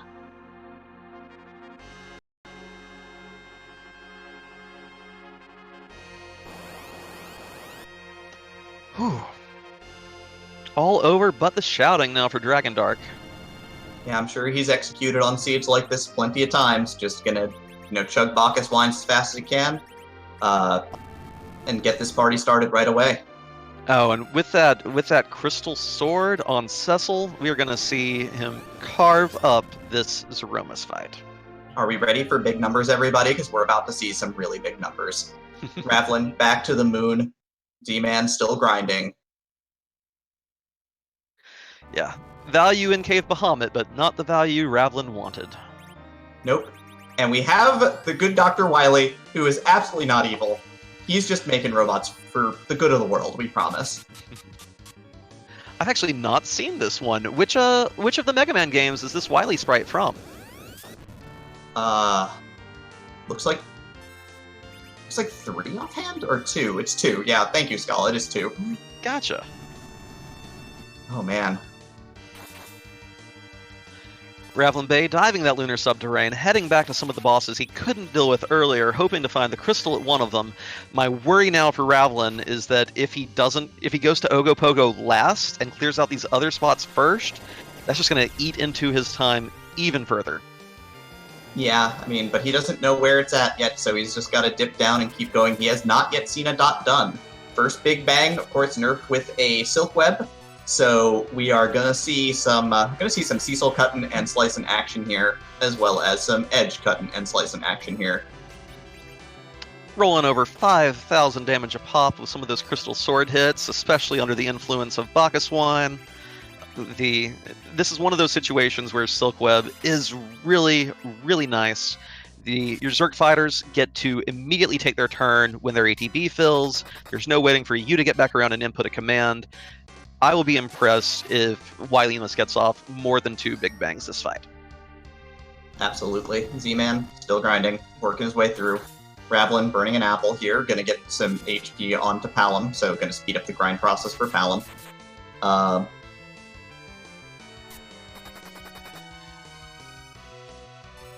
Right?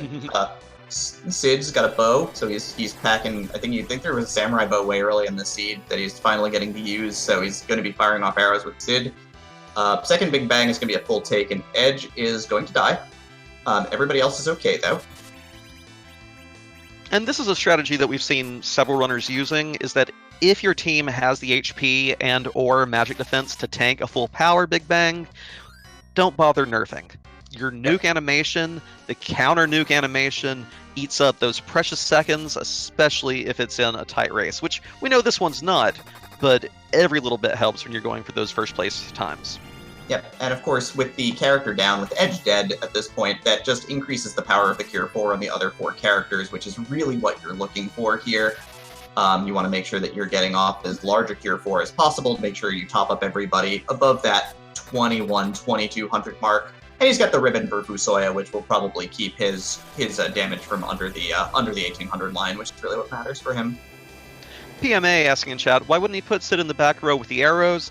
At this point, it actually doesn't matter. The Zeromus fight has no melee attacks. They're all magical in nature. It doesn't matter which row you're in at this point. Yep, Black Hole goes off here, so all that circling is now temporarily over. Ravlin kills off Pale Dim, so he's going to go ahead and get his Leviathan, which of course is basically nothing. Yeah, Wily getting off a little more work on this party than I expected him to. It may be because of Cecil's higher levels from all these boss fights and having a little more agility that Wily was getting a few extra turns. We do see he is in phase 2 because of the nuke attack, and hopefully won't be too much longer for Dragondarch to get it down to Medio phase. Yep, going to take a moment to play Chemist here, hits Kane with the Cure 3 after the nuke. Cecil, of course, important that he get Bacchus Wine because he's still swinging for 5k. We ether up our healer, so he is good. 1-star Veil for Ravlin is more than enough as he's going to get it up onto Kane to start the fight. So he is going to get some footing here against the Queen, and is going to get this fight started now. Choosing, though, to jump instead of get other characters up. That Star Veil is not going to protect you from this reflected nuke.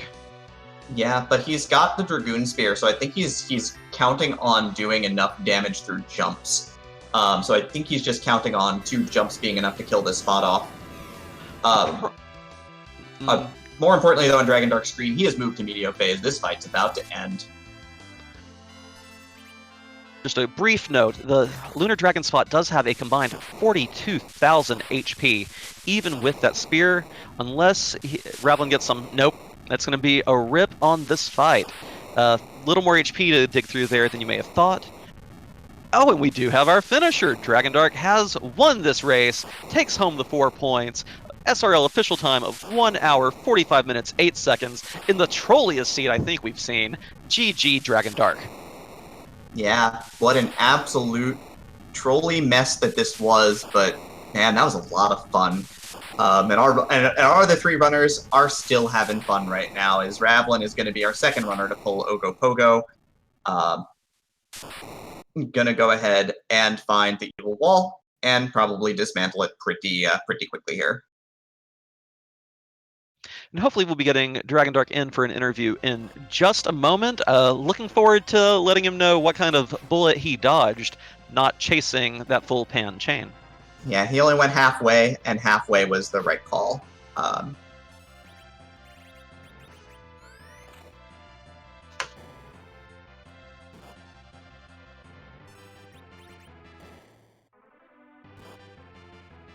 And we are joined by Dragondarch here in the commentary booth. GG Dragondarch. Thank you. So how about that crystal? Excellent job. You did dodge the other rabbit hole. A lot of our racers followed the pan path to its ultimate conclusion, which had about 3 or 4 steps that you avoided and concluded with a glass hat. So you were the only one to actually clear the Ogopogo spot on the moon.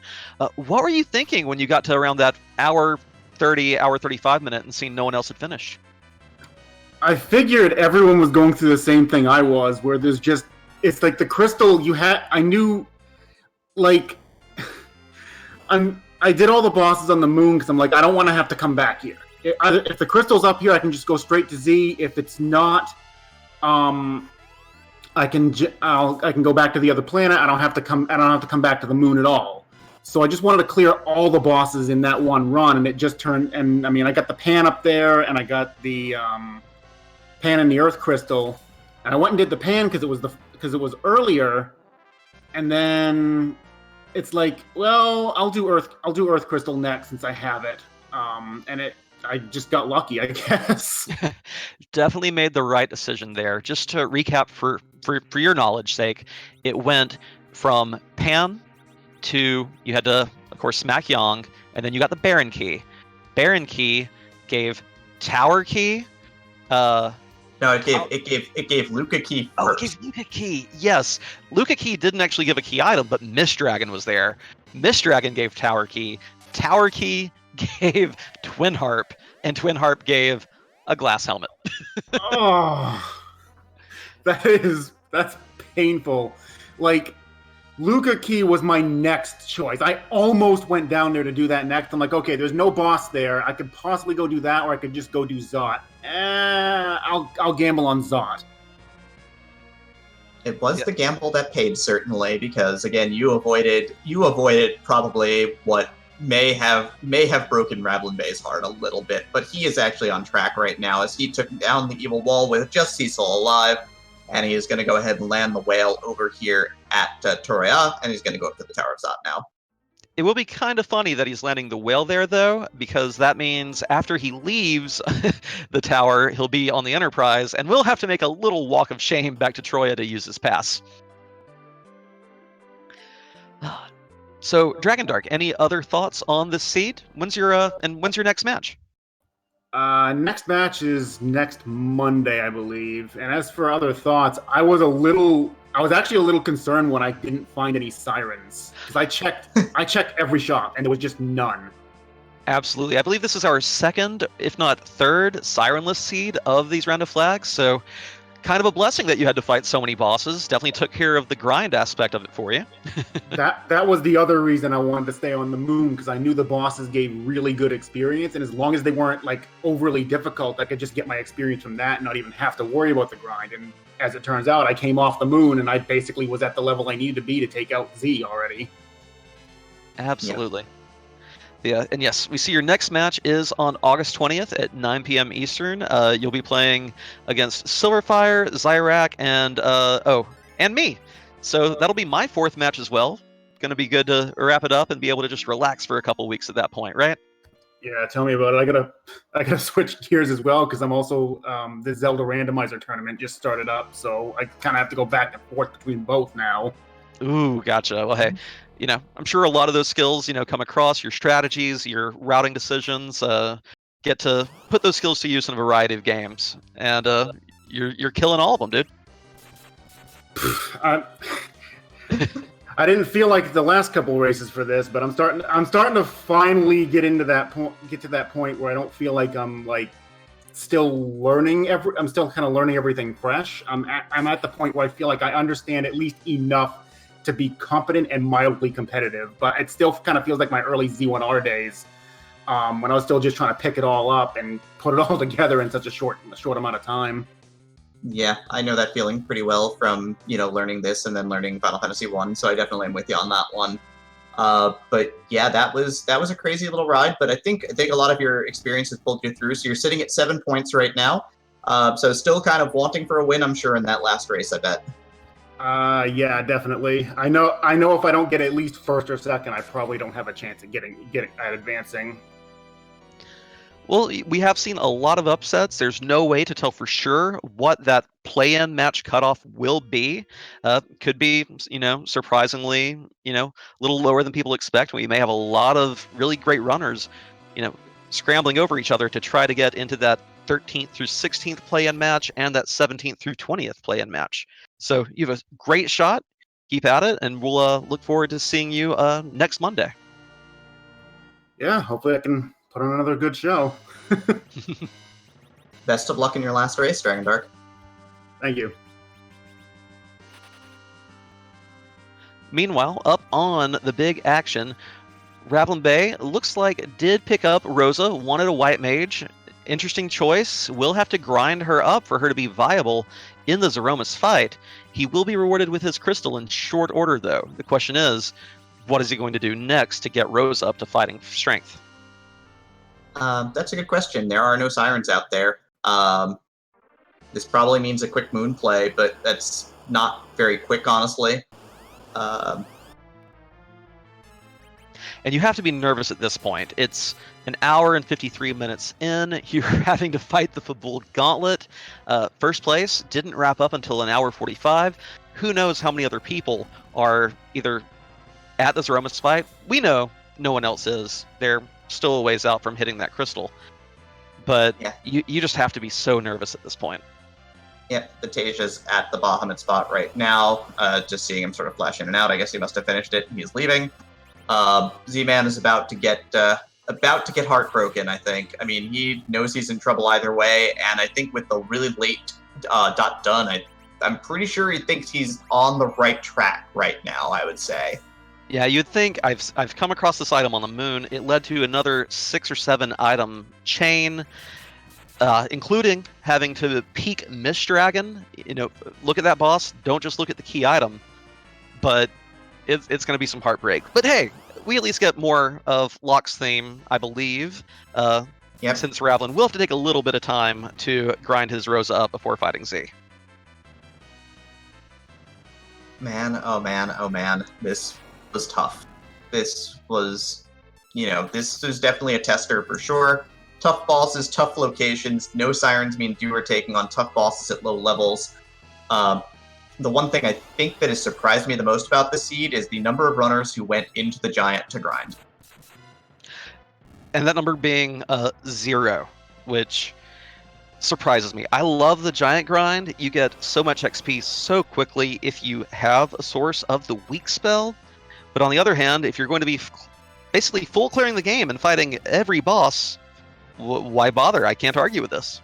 I mean, you usually will bother because it'll make your bosses faster, plus turns a lot of blocker bosses into slightly less of a problem. But, again, it's a tough decision to make in the moment. Time spent grinding without 10 key items is a lot of lost time. So you have to be very careful about it, and I'm sure that's what was kind of going through these runners' minds for sure. Absolutely. It appears, based on our... Oh, there we go. A little bit of high frame per second footage from Vitasia's stream.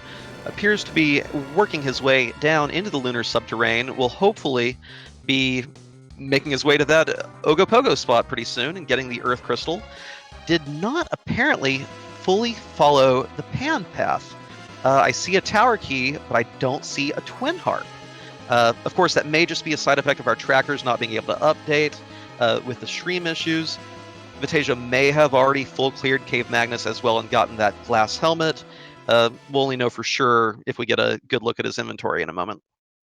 Absolutely. Ravlin is going to get his absolutely unsurprising, totally not expected crystal. But now Ravlin has to do a little bit of grinding. I wonder if he's regretting this decision now, thinking, I can't go straight to Zeromus anymore. I have to go find something to fight.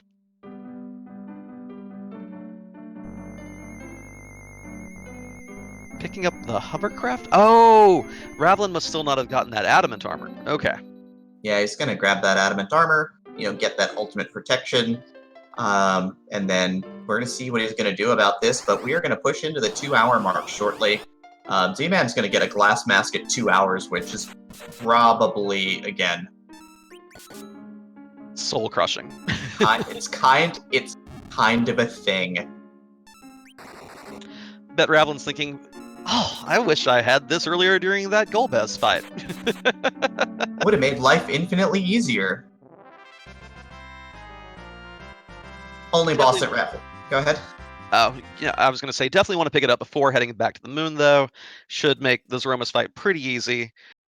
But I'm wondering where he's going now. It looks like he's going to punch a handful of doors for his troubles. Z-Man, He's gonna bask in this one for a second, looks like. I don't know what he's thinking right now. That one's got a sting. Ugh. Yeah, Ravlin's gonna kill off the doors that he left behind and get the 60,000 experience for them. And Rose, of course, lagging behind in levels, will be getting a whopping ×6 experience. So she should be getting 180,000 per door. Should let her get caught up pretty quickly. Yep, and that'll be useful because it won't take long to get her back up to Cure 4 and about 2,000 hit points, and then he should feel super comfy now. So this should get her 210,000 experience points right now. Getting a little lucky with the Mana Core spawn, which definitely gives a wee bit more. 70,000 instead of the 60. Yep, Rosa gains a dozen levels, so, she quickly runs up the ranks here. Z-Man headed for the moon. He knows that he's out of spots on the Earth. He is run out of time at this point. Vitasia tackling the Wyvern spot. Let's see if he can get his... Not popping a Star Veil, trying to get Kane in the air. That's not going to do it. Woo. Mega nuke. Well, Wyverns again. Rip. Terrible name. The Adamant is behind that Wyvern. There is a ribbon in one chest and the Adamant in the other.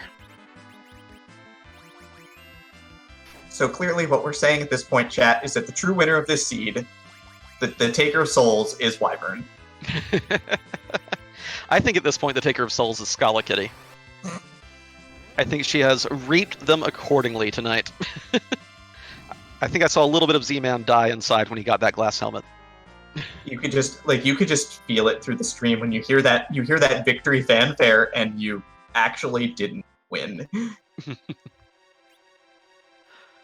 By this point, I'm sure all our other 3 runners though were thinking, it's the 2-hour mark. Why has no one else finished? Oh my gosh. Oh my gosh. Pulses are increasing. They have to be nervous. They have to be worried. And hopefully, Ravlin gets this grind out of the way, gets Rosa battle ready, and knocks this out. I mean, it's probably just this door to get her at about 1,900 hit points, more likely. So we should be good. Big part of the community. Wells, JC, you did it, Scala. You destroyed the souls of the runners.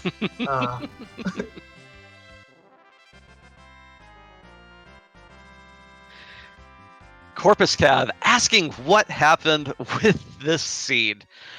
Well, you wanna go with that, Timorine? I'm gonna need to take a long, deep breath here. I've almost run out of note paper at this point, but we ended up in a moon and back fork seed. So we had to go to the moon, we had to come back. We started on the Sand Ruby, we got the Magma Key from Antlion, again saving us from the trouble of having to use the hook at Fauble Gauntlet, or using the hook from Fauble Castle. We, of course, dipped down to Land of Summon Monsters immediately to get a Rat Tail. We brought it back to get the package. Package, of course, would have turned into Tella, which nobody wanted anyway. But the Sand Ruby had turned into Fusoya, which is pretty fantastic. So we were on a starting party of Sid, Kane, Fu, and Palom, which is pretty amazing. Sheila gave us the Spoon. Ordeals had a Life Staff, but the 3 bosses proved well more important. Baronin had the coin toss, it had the Darkness Crystal, it had the business. We went back under. We got a Stardust Rod from Dwarf Castle. We went up to the Tower of Babel, keyless first, because we were running out of spots and we got Bahamut and reset out. Asura had the Pass, the Wyvern spot had the Legend Sword, Pale Dim spot guarding the Pan, which we'll get to in a second. Right, so we'll get back to that in a second. The Bahamut spot had a Crystal Sword, which Dragondarch used to effectively cut his way to a first place finish. The Odin spot was blank, it had the Pink Tail, the White Spear spot had Leviathan. We'll get back to the Ogopogo spot too in a moment too. And, of course, Wyvern was guarding the ribbon chest, which had a ribbon and an adamant. Now, your choices, of course, were to go to Ogopogo spot, kill Ogopogo, get the Earth Crystal, climb the Tower of Zot, and get the Crystal, and be done with this mess. Or, you could have done what everybody else did. You could have gone and taken that Pan, gone to Sheila, or gone to Yang, hit him, gone to Sheila, gotten the Baron Key, turned the Baron Key in to go to the Baron Trash Can. Pick the Luca Key out of the Baron Trash Can, go get a Mazamune from down there, but more importantly, kill off the Mist Dragon at Evil Wall spot, giving us the Tower Key. So we went back to the tower a second time, in Vitasia's case once because he didn't do the tower first, popped open Super Cannon, cracked open some orbs, got a beautiful instrument, got the Twin Harp, got serenaded by Locke's theme, and got a Glass Mask for your troubles. Beautiful. Beautiful. So RavlinBay has to be feeling a little bit of comfort here, not a lot. Entering the Z fight, no other dons, knows exactly how trolly that path was. He went down the entire thing himself, beat the other runners to the disappointment, and will hopefully be clinching out the second place finish, which may alleviate a little bit of his suffering. Vitasia is on Evil Wall right now, so he is going to... His suffering is near to the end, it looks like. He probably did the whole chain while we weren't watching, to be fair. Z-Man, he is about to go down to Ogopogo spot as well. And, nope, actually, is he gonna go ahead and get blown up by Wyvern again for our pleasure? He is. That's unfortunate. I hope he gets the kill this time, honestly. This is a heck of a fight. He's gonna run buffer here. Or, no. That is... Nope. So many Wyvern kills at this point, and the thing that Z-Man may be worried about now is that my Cecil is too high level, too fast. I'm not going to be able to actually run buffer a Starvel off. And so, okay, good. Running past it this time, headed for the Ogopogo spot, which we know is the right thing. Vitasia takes a wipe to Evil Wall. This actually puts Z-Man back in contention for a third place finish here. So yeah, we'll see if this lets him overtake Vidi at this point. Did Vitasia not finish? Because he's exiting out at this point. Maybe he didn't finish the chain off stream. Oh my goodness. Yeah, he is.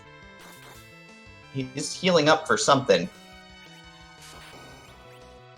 Ravlin, of course, getting his Zerkers online. He's got double white mages online. He's got a silk web online. His party's pretty buff. His party's flexing right now. I think he's feeling pretty good. Whew.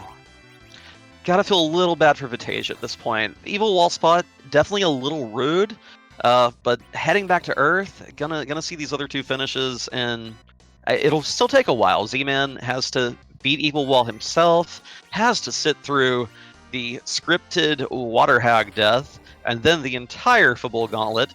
And if he picks up a white mage, we'll have to grind them up as well. So there's still going to be a long time here, but Vitasia has taken the wrong turn at this point.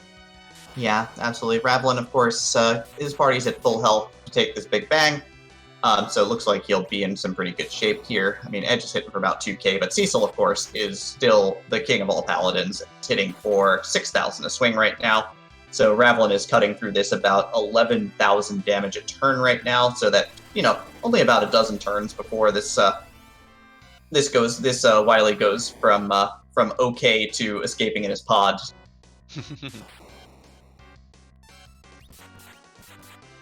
Eating what appears to be a full damage Big Bang, but clearly has some really great gear on his characters. Even the full damage one only did about 1,400 to Rosa. Fu throwing out the Cure 4s should be good to go. Our wonderful restreamer Scala Kitty updating us with Vitasia's items over in our restream chat. Apparently has Baron Key, Luca Key, Magma Key, Tower Key, so all 4 keys. Darkness, Hook, Harp, Package, Pan, Sand Ruby, Rat, Legend, Spoon, Pink, and Pass. So nearly everything. Does have the Twin Harp, so apparently while having those frame issues, did visit the tower spot. The question though is... Oh, okay, Vidi must now be going to fight Golbez. Left the Golbez spot alone, coming back to do it now. Gonna feel a little bad with the reward from this fight. And no, I have to go back and do Ogopogo or Lunar Dragon spot, which have, of course, Evil Wall and Wyvern. Two extremely dangerous bosses, but he's deciding that Golbez is going to be the play. Of course, he does not know that it is not the play. It looks like that this race is about to sort of play out at this point. Z-Man is flying over to Toraya now, so he's going to climb the Tower of Zot and get his very surprising and unknown crystal. Ravlin, of course, in full control right now, gets off a cure before the Big Bang. He's going to get off a cure after the Big Bang. Double White Mage strats, just the nice, slow, steady triple Zerker. Hits for about 1,900 on everybody, but Rosa takes only 18, so she's still standing, which is all that matters. Absolutely. So taking her did require a little bit of work, but definitely having the safety of double white mage is nice. Hitting Meteo phase right after a big bang can be scary, but both Rosa and Fu managed to evade the Meteo. Yep, and since Cecil had enough health to survive it anyway, it only did about 800 damage. We're going to see some crack and some boom, and Wily is escaping now. Ravlin has survived this seed in a time of 2 hours, 7 minutes, and 12 seconds for a second place finish that he desperately needed. And we will see if we can get RavlinBay over into the restream chat in just a moment. And we are joined by Ravlin. GG, Ravlin. Oh my god. Did Scala hurt you a little bit tonight? What just happened? You played the entire game. You didn't miss a thing except for the giant and the hook half of the seed. That's it. You played the game. You did everything. In 2 hours. Ah. You're getting good. That's how that works, right? It only took you 207, 100%. To be fair, I didn't beat Wyvern, so I didn't get what I presume is the adamant, which was behind Wyvern. Mm-hmm. Accurate. What was the thought that went through your head when you picked up the item from Cave Magnus and it was just a glass helmet? It's a really good thing that my mic was muted because there was a bit of swearing. There was a lot of swearing. Probably the rudest chain we have seen in a seed at all this league. So it's still GG taking second. Any other parts of that seed stand out to you other than the kind of rude ending? I think I made the right call dumping Palom and getting Rydia and doing those 3 grind fights just to have the healer. I think it would have been a lot of hairier of a fight with just Fusoya and Cure 3 potion. Oh yeah, and with the gear you had, we saw Rosa even standing up to full power big bangs and coming away, a little scathed but still standing. So she definitely played out for you at the end. So this is your 3rd race, I believe. When is your last race going to be? Tuesday. Tuesday, gotcha. Let's pull that up right quick. So Tuesday the 14th at 10 o'clock Eastern, right here on RPG Limit Break, you'll be facing off against Great White Hope, Kobahi, and me. Okay, 2 of our featured racers tonight both have matches against me upcoming. So definitely tune in for those. So I didn't mean to commentate. I'm not scoping you out, I promise, Ralph. Doing some scouting, I see. I mean, with this one, because I'd had 2 4th places, I knew that I had to sort of take every long shot in the hope that something would break my way at some point, just to gather enough points to still be moderately relevant. Hey, and that's the thing. At this point, no one... We don't know what those 13th through 20th cutoffs will be to make the play-in races. We don't even know what the top 4 scores will be that get to end up doing the group draft. So lots to still play out over the next few weeks. Make sure you all tune in for Ravlin's match. Any other thoughts on this one tonight, though, Ravlin? Just rude. So rude. Well, GG again, Ravlin.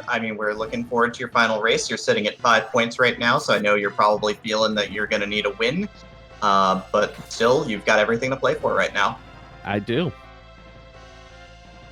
Certainly feeling better than I was last night this time.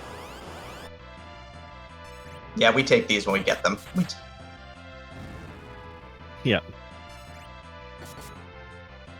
Rivich K commenting in chat, I think you could get trollier than this seed. 4 words, Miss Dragon at CPU. Ironically, I dare say this seed would have been less trolly with Miss Dragon there, because it means our racers would not have followed that path back into the Tower of Babel, all the way to the Dark Elf spot, only to get that relatively useless helmet. So the in this case, a hidden Mist Dragon there would have been more a blessing than a curse. Meanwhile, Z-Man finally clearing out the gauntlet, gonna get his, not surprised at all, crystal. And I during your interview, I missed. Did Z-Man actually swap out for a white mage, or did he stick with his long-running team? We will see in a moment here. Depending upon whether he goes to do some doors or if he just goes ahead and decides to take a quick flight to Torea to finish this run up today. And Vitasia. we're going with no white mages. He is landing at the southern spot. He's going to take that long walk around the forests here. This bridge was added in by the dev team to make sure that people could get all the way up there. Yeah, and if you look at the small forest there to the left that Z-Man just ran by, there's actually a chocobo forest in there, and you could pick up a yellow chocobo and ride your way north to Troya, but that's less known. No one really has to do that in the vanilla game, so our dev team threw that bridge there, makes it easy on everyone. You still feel a little flustered if you have to make that walk, especially right before a Z fight, but Z-Man is on his way.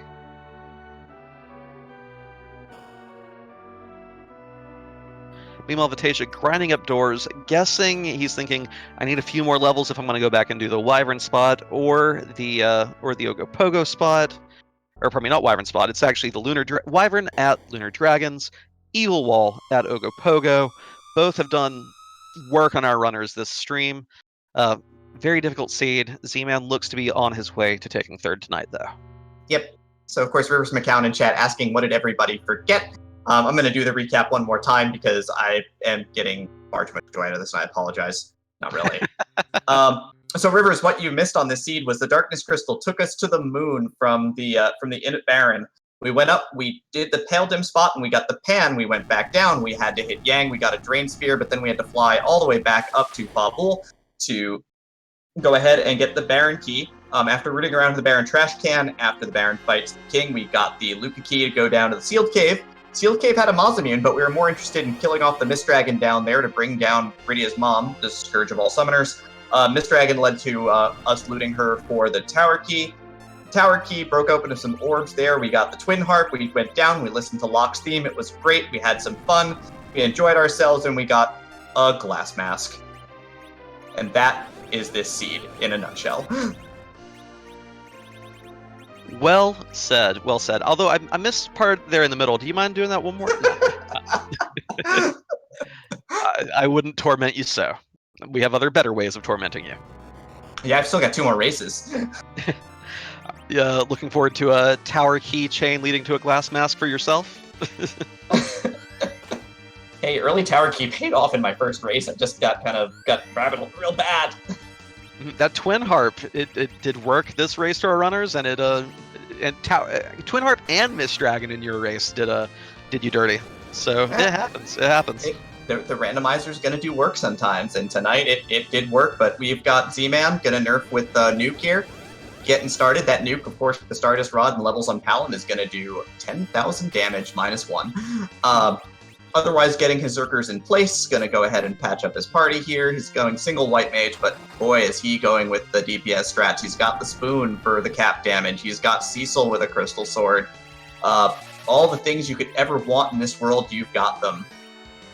Yeah, going to be doing absolutely ludicrous damage, and should be taking down Wilymus relatively easily. As long as, of course, there's always bad timing that can strike you. You can attempt to nerf a Big Bang and have your white mage take the counter nuke to the face, followed by an immediate Big Bang. If there's a phase shift, you can eat an unnerfed one, but even with an unnerfed Big Bang, the amount of loot our racers have been wielding tonight should be able to, suffer it with relatively little damage. Yeah, Edge has flung out a Spoon and a Dragoon Spear already. Cecil has so many levels. He's hitting for near 8k right now. Even Yang is punching for about 4k. So, yeah, this should be over in a second. I think that we're pretty close to blink and you'll miss it territory here.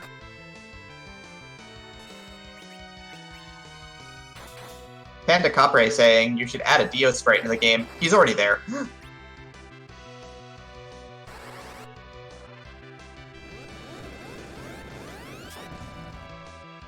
Yep, we've got Z-Man going all out with the DPS right now. He is just going full bore. Vitasia not able to get a veil up as he is dying to Golbez here too. I think Vitasia's getting walled out by the 3 bosses right now, which is probably going to bring in a swift end to his run. Yeah, again. Go ahead. Sorry. No, go ahead. We're probably about to see a phase 3 transition for Z-Man here. Yeah, and this is showing one of those flaws with Cecil in the way the game calculates ATB. Cecil, if he's in your party, is going to be your agility anchor, and enemy agilities will be based off of his, which, eventually he can be even faster than certain opponents. But if he gets too fast, your other characters who are slower than him will have difficulty getting their turns. And if that keeps you from getting a star veil off against Golbez, it can really hurt you, as Vitasia's been showing us.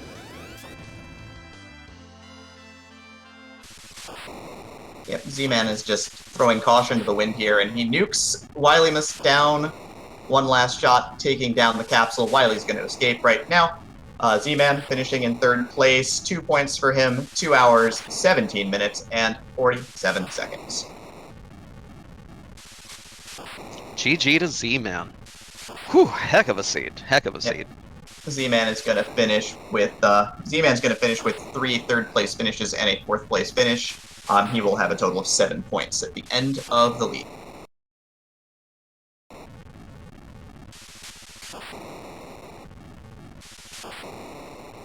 Hoping to get Z-Man in here in just a moment.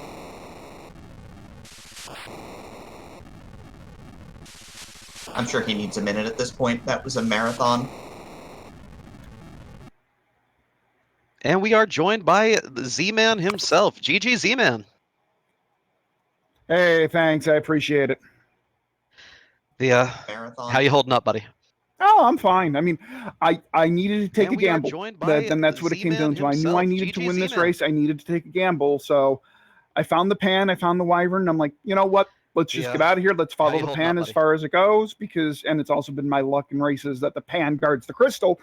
But I needed to take that risk, and it didn't pay off. And you know what? I can't be upset. I can't complain. It's randoed me. Gotcha. Well, this was, I believe, was this your 4th and final race tonight? It was my 4th and final race.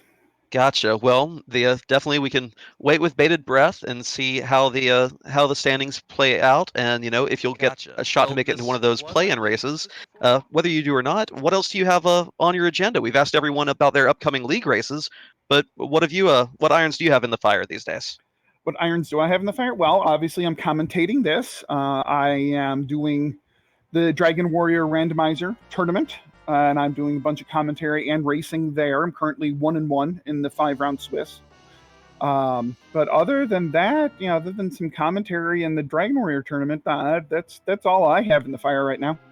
Gotcha. Splitting your time between 2 randos and still, making it to this round of 32, giving us a great showing, and hope you have good luck on the other one as well. Any other thoughts about this seed tonight? I thought it was pretty darn straightforward for the most part. Golbez in the Ashira spot was interesting. Once I got the adamant armor, though, that wasn't immediately, okay, can take care of Golbez now, finally. But yeah, now that was a little nutty. Did anybody beat Wyvern? I'm curious. Dragondarch actually managed to get a Starvel off in time, and then life everyone up and just win through attrition. Nice. Nicely done, Dragon. Gave a ribbon and the adamant, so no real value there, but you do get the satisfaction of having taken the wyvern down. Yeah, well, hey, it is what it is. Had to take a risk, didn't pay out, such as Rando. Absolutely. The only reason I actually got wyvern is because I cranked the battle speed down to 6. I probably should have thought of that, but once I found the earth crystal, I'm like, all right, if it's not here, then it's definitely behind the wyverns, and everybody's having this kind of trouble. But it is what it is. Absolutely. And Vitasia, it appears, has made his way back to the moon, probably going to be going to the moon now. Okay, there we go. Probably going to be trying to hit up that wyvern spot and or the evil wall. So hopefully we'll be able to break through at the evil wall spot, get that earth crystal, and wrap this race up. Yep, chat, we need you to be giving your power to Vitasia now. He needs it. He's got to push on through here. just the wall and, quick jaunt up to Zada Way, hopefully. So just everybody just cheer him on. He needs this one. We want to see a big finish here.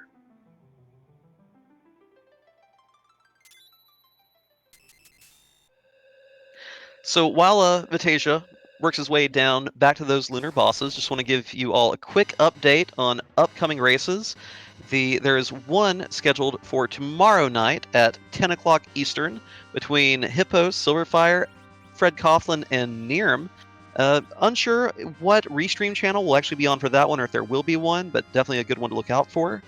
There is a race Tuesday night at 10 Eastern as well between Great White Hope, me, Kabahi, and Ravlin, one of our fine racers you just saw tonight.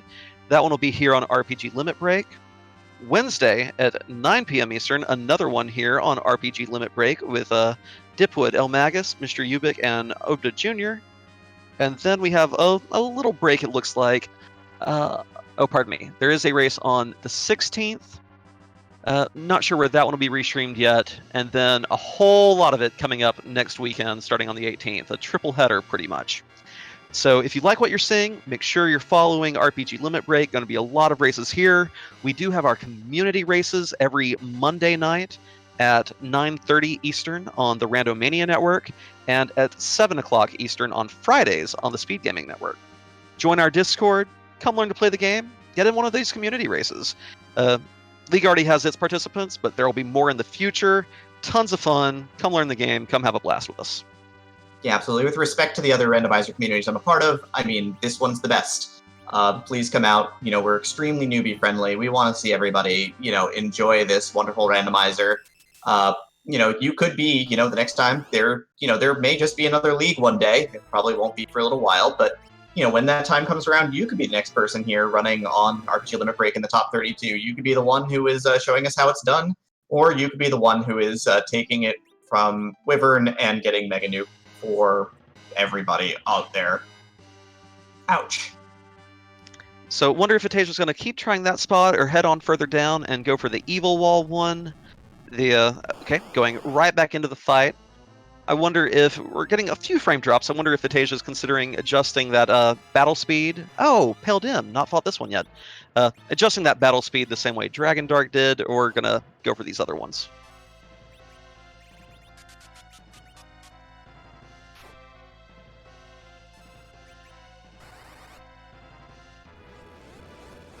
Pale Dim should not be a difficult fight for Vitasia at this point, having Nuke on the Kid, Nuke on Fusoya, big powerful physical attacks from the team, so should be able to knock this dragon down in short order. Yep, swords everywhere, and just gonna go ahead and just try and tear through the spot as fast as possible. We'll be a little disappointed in the rewards, but at least the fight goes off without a hitch. More levels. Does not care about the levels, just resets, reloads. This way, not having to do anything with regard to restoring his party, burning a tent or cabin, and just go ahead and go into the next fight. Yep, but he knows that spot is cleaned up, so he does never need to go back there. Not that he would want to. And he's going to go ahead and take on a wall now. So this is it. This is the one.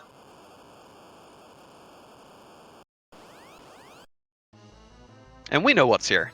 So let's just hope, send Vitasia your energy. Hopefully he'll make it through without too much of an issue here.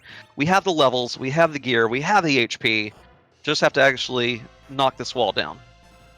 Yep, gonna throw the Silk Web, gonna get that double layer slow out right away, and he's gonna start firing nukes left and right. Come on, Vitasia, channel your inner Kool-Aid man.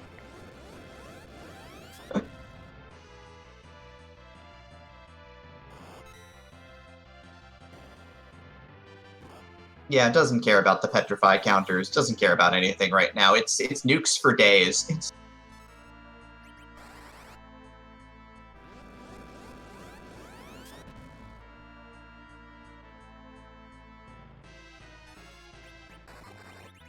Another nuke for 7k. We're going to see another nuke for 8k here. We're going to see another nuke for 8k from Kid. We're going to see this keep going at this point. He stands up to that melee strike and stands up with 8 hit points and fires back. What a swing. That actually works out very well also, because with Cecil on the attack, Cecil will now automatically cover Palom being in low HP status, so no need to even heal him. Cecil will be the good paladin tank that he should be, and just eat any hits that are sent Palom's way. Yep. Another nuke on the Evil Wall from Fusoya. This one for 5,600. Evil Wall burns away, and you can melt concrete, I guess. That's how this works. And he is about to get the Earth Crystal, and he is about to leave the moon forever. The nuclear spell can, in fact, melt still beams.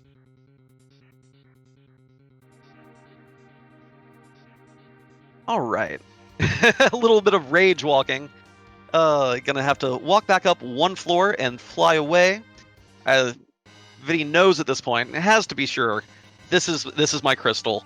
Let me get back to Earth ASAP. Forget the Wyvern. Let me run away. You know, in theory, this could not be the crystal, right? It could have been that this was the adamant and the crystal was behind Wyvern the entire time. It could have been, but you have to think, oh my goodness. You just have to believe. You got to believe at this point, Demarine. I know. I mean, I'm pretty sure he believes at this point because he's leaving the moon. Yeah, but if you were to come back to the Zod at this point, go through it, get, for instance, a glass helmet. Oh my God! Just if you're playing on hardware, do your hardest not to throw it out the window. Don't even talk that way. Don't even talk that way.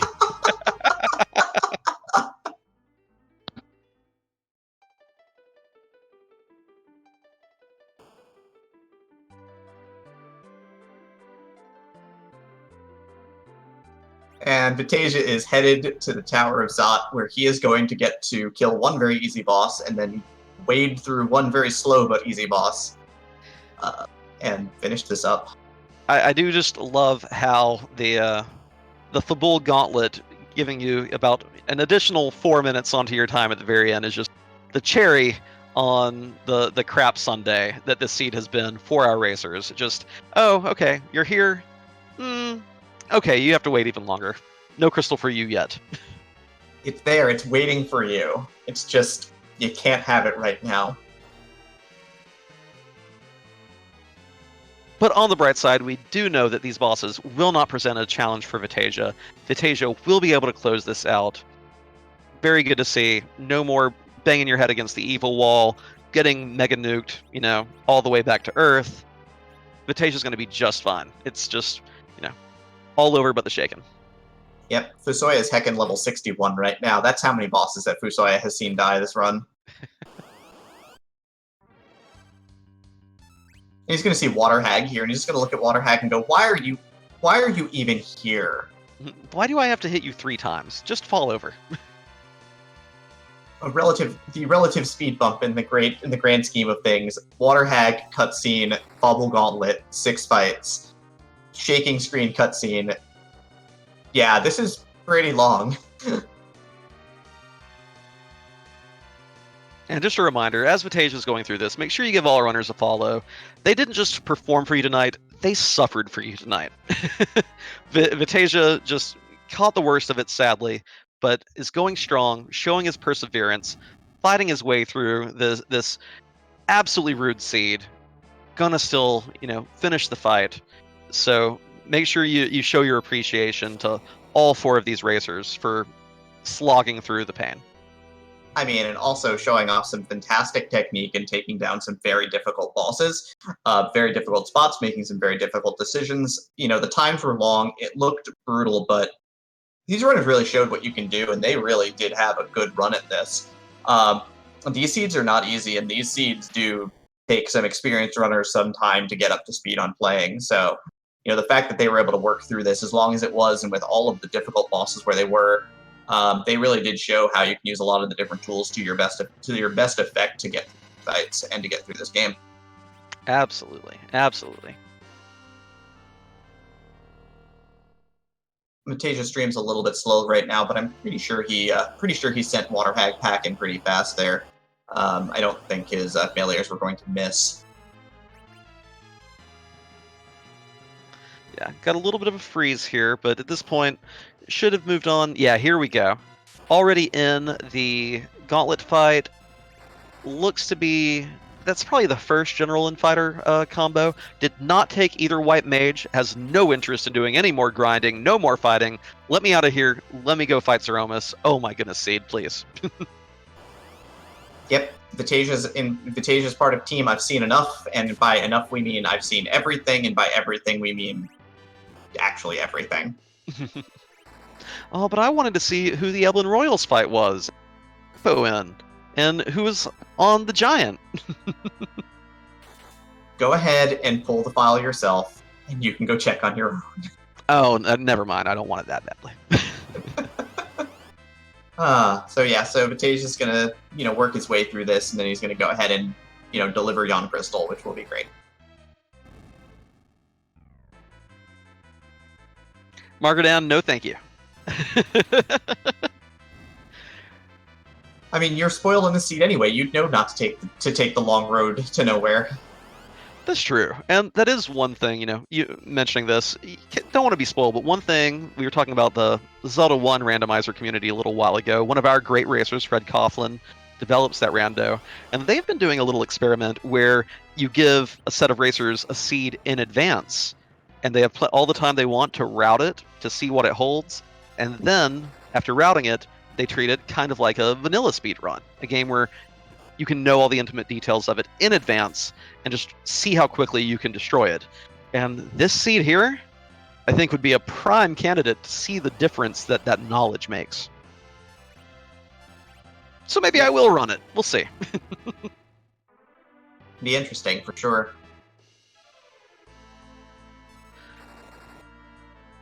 Scala, the true final boss of Final Fantasy IV pre-Enterprise today. One of the finest artists that we've got in the community, does so much work with the music and the art for this randomizer. She is fantastic. And today she's a supervillain. I mean, she pushed the button. It was all her fault. That's how that works with any randomizer. You start rolling seeds like this, though, and you end up getting a reputation. So you always want to be careful about that. But Vitasia, about 234 and change, is going to go ahead and exit out of the Tower of Zot. He's going to get his hope. He's going to be very happy to see what this is, because it is the crystal. And at the 2 hour 34 minute mark, Vitasia has entered go mode, stuck with it, amazing perseverance.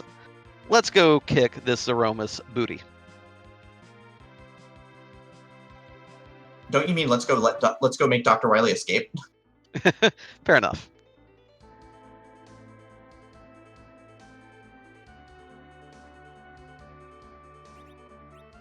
All right, Dave's just making the long hike at this point in time.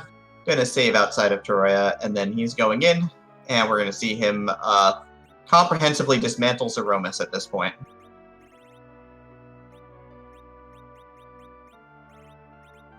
Scala referencing Chrono Trigger DS in chat. I have a feeling I know which of these vaunted Zeromus sprites she is still itching to see and has somehow not encountered yet, given that little subtle allusion there. One day it will happen, and it will be the greatest thing ever.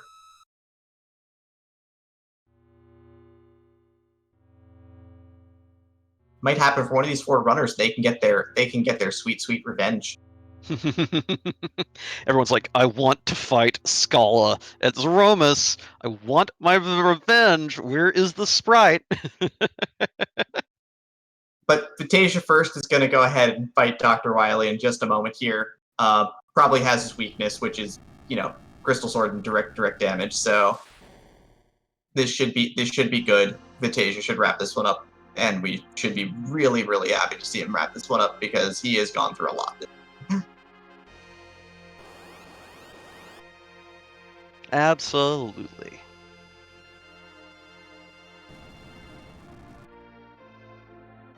Mr. Weird Guy. The trolliness is spreading to other seeds, apparently.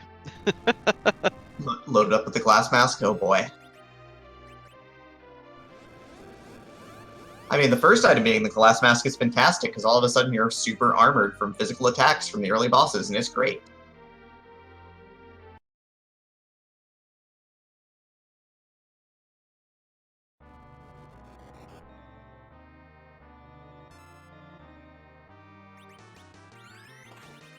All right, pod out, party started. So we have Zeromus, we have a Silk Web going out. It looks like.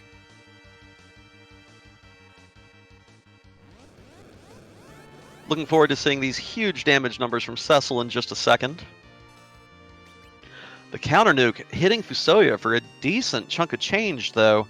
Hopefully, can get this Sage healed up before the Big Bang comes out. Yeah, he's gonna throw pot. Yeah, he should be fine.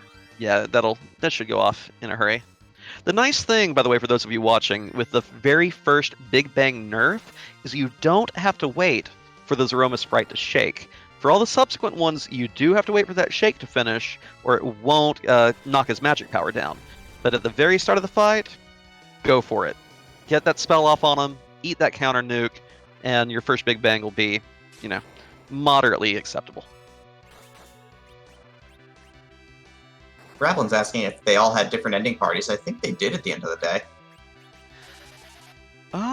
Well, yeah. I think that a lot of people took different variations. I know that at least Ravlin, you picked up Rosa, so you had a white mage, and Dragondarch, I believe, had 4 physical fighters plus Fu. So yes, all 4 slightly different variations.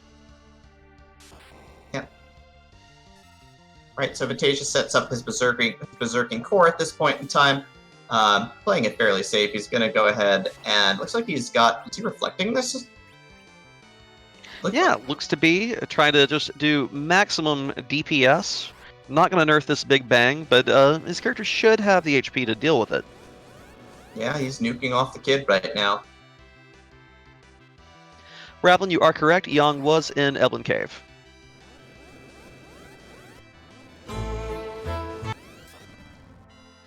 And Twin Tiger, yes, this is Dr. Wily from Mega Man 2. Hey, well, Dr. Wily's from a whole bunch of Mega Man games, but this specific sprite.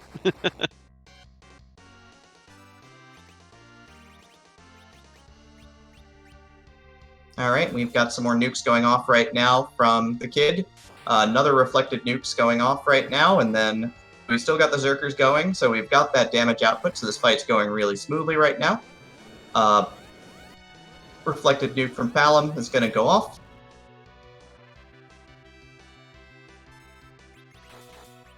For 9,000 damage, that's beautiful damage there. 6,000 from Cecil. Wow, this is a ton of output right now. Yeah, Wilymus does not stand a chance. No Meteo, no refill, no anything. Wilymus gets destroyed. Vitasia's time finally finishing at 2:38.46. He held out till the end. He should be commended for that. That was difficult, but at the end of the day, was impressive. A seed that would have taken apart lesser runners. He did make it to the end, which is still really impressive. Absolutely, and I love seeing a runner stick with this.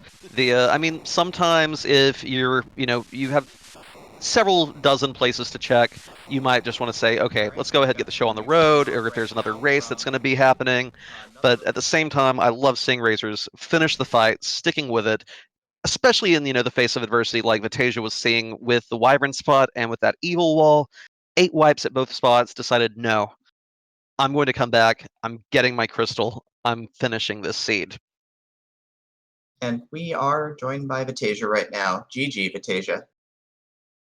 I want to apologize for everyone for crapping all over the floor, apparently. My God.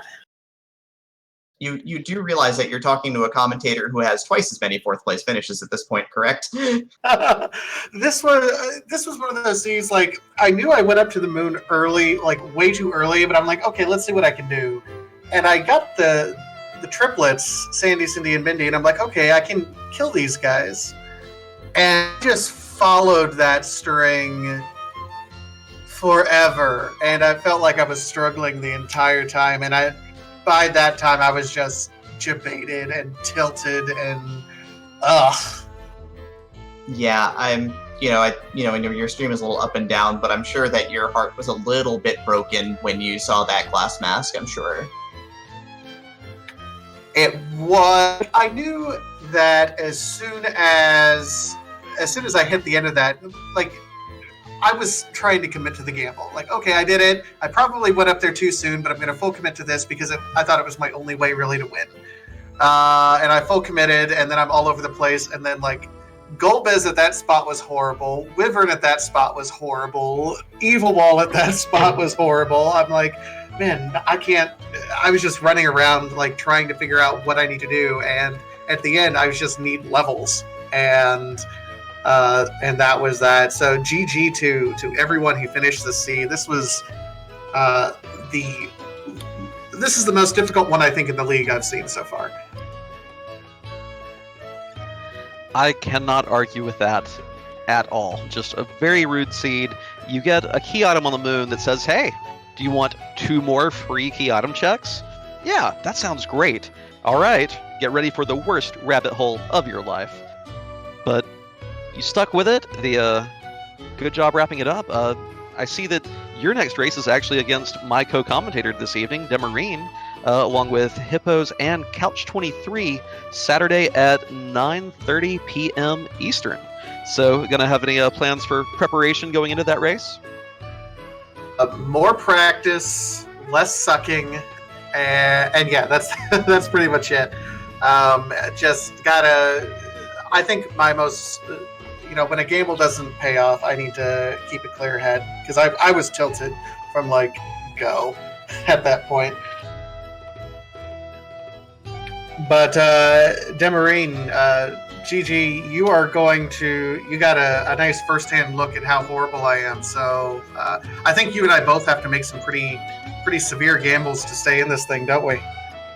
I'm not even worried about it at this point. I mean, I don't think this is the place for me to be talking about it because it's about the runners and not me. I'm on commentary tonight. But I've spoken extensively about my motivations at this point in time to other people. And if you want to hear about it later, I'd be glad to talk to you about it. No, that's fair. And, GG to Dragondarch for winning this one. And GG, thank you guys for commentating and the restreamers and everyone. I'm going to go get something very hard to drink right now after that.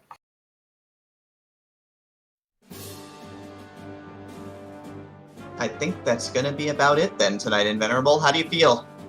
I am in awe of just how cruel Free Enterprise can be at times, but I still love this game, and I'm glad to see we have this great community of runners who are willing to struggle their way through and claim that victory anyway. We're gonna keep knocking down these Zeromuses week after week in the league, and I'm excited to see how it all plays out. Absolutely, we are definitely in the middle of a big push now. A lot of our runners now with 2 and 3 races in, so they know where they stand and they know what they need.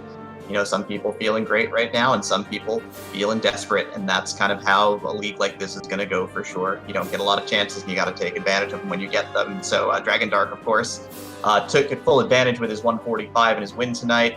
Ravlin in second, Zman in third, and Vitasia in it with a tough defeat tonight. But again, great showings by all our runners. Again, please give these fine runners a follow. Of course, my co-commentator here, Invenerable, Scala Kitty, the RPG Limit Break family. It has, of course, been a pleasure to work with you again tonight. It's been a pleasure to commentate for all of the fans here on RPG Limit Break, all of the fans of Final Fantasy IV Free Enterprise. The Highway to the Zemus-Zone is going to continue this week, so keep your eye out. I know Inven already went through all of the matches, so please keep coming out, keep on supporting us. Thank you so very much. And of course, have a fantastic night. Good night, everybody.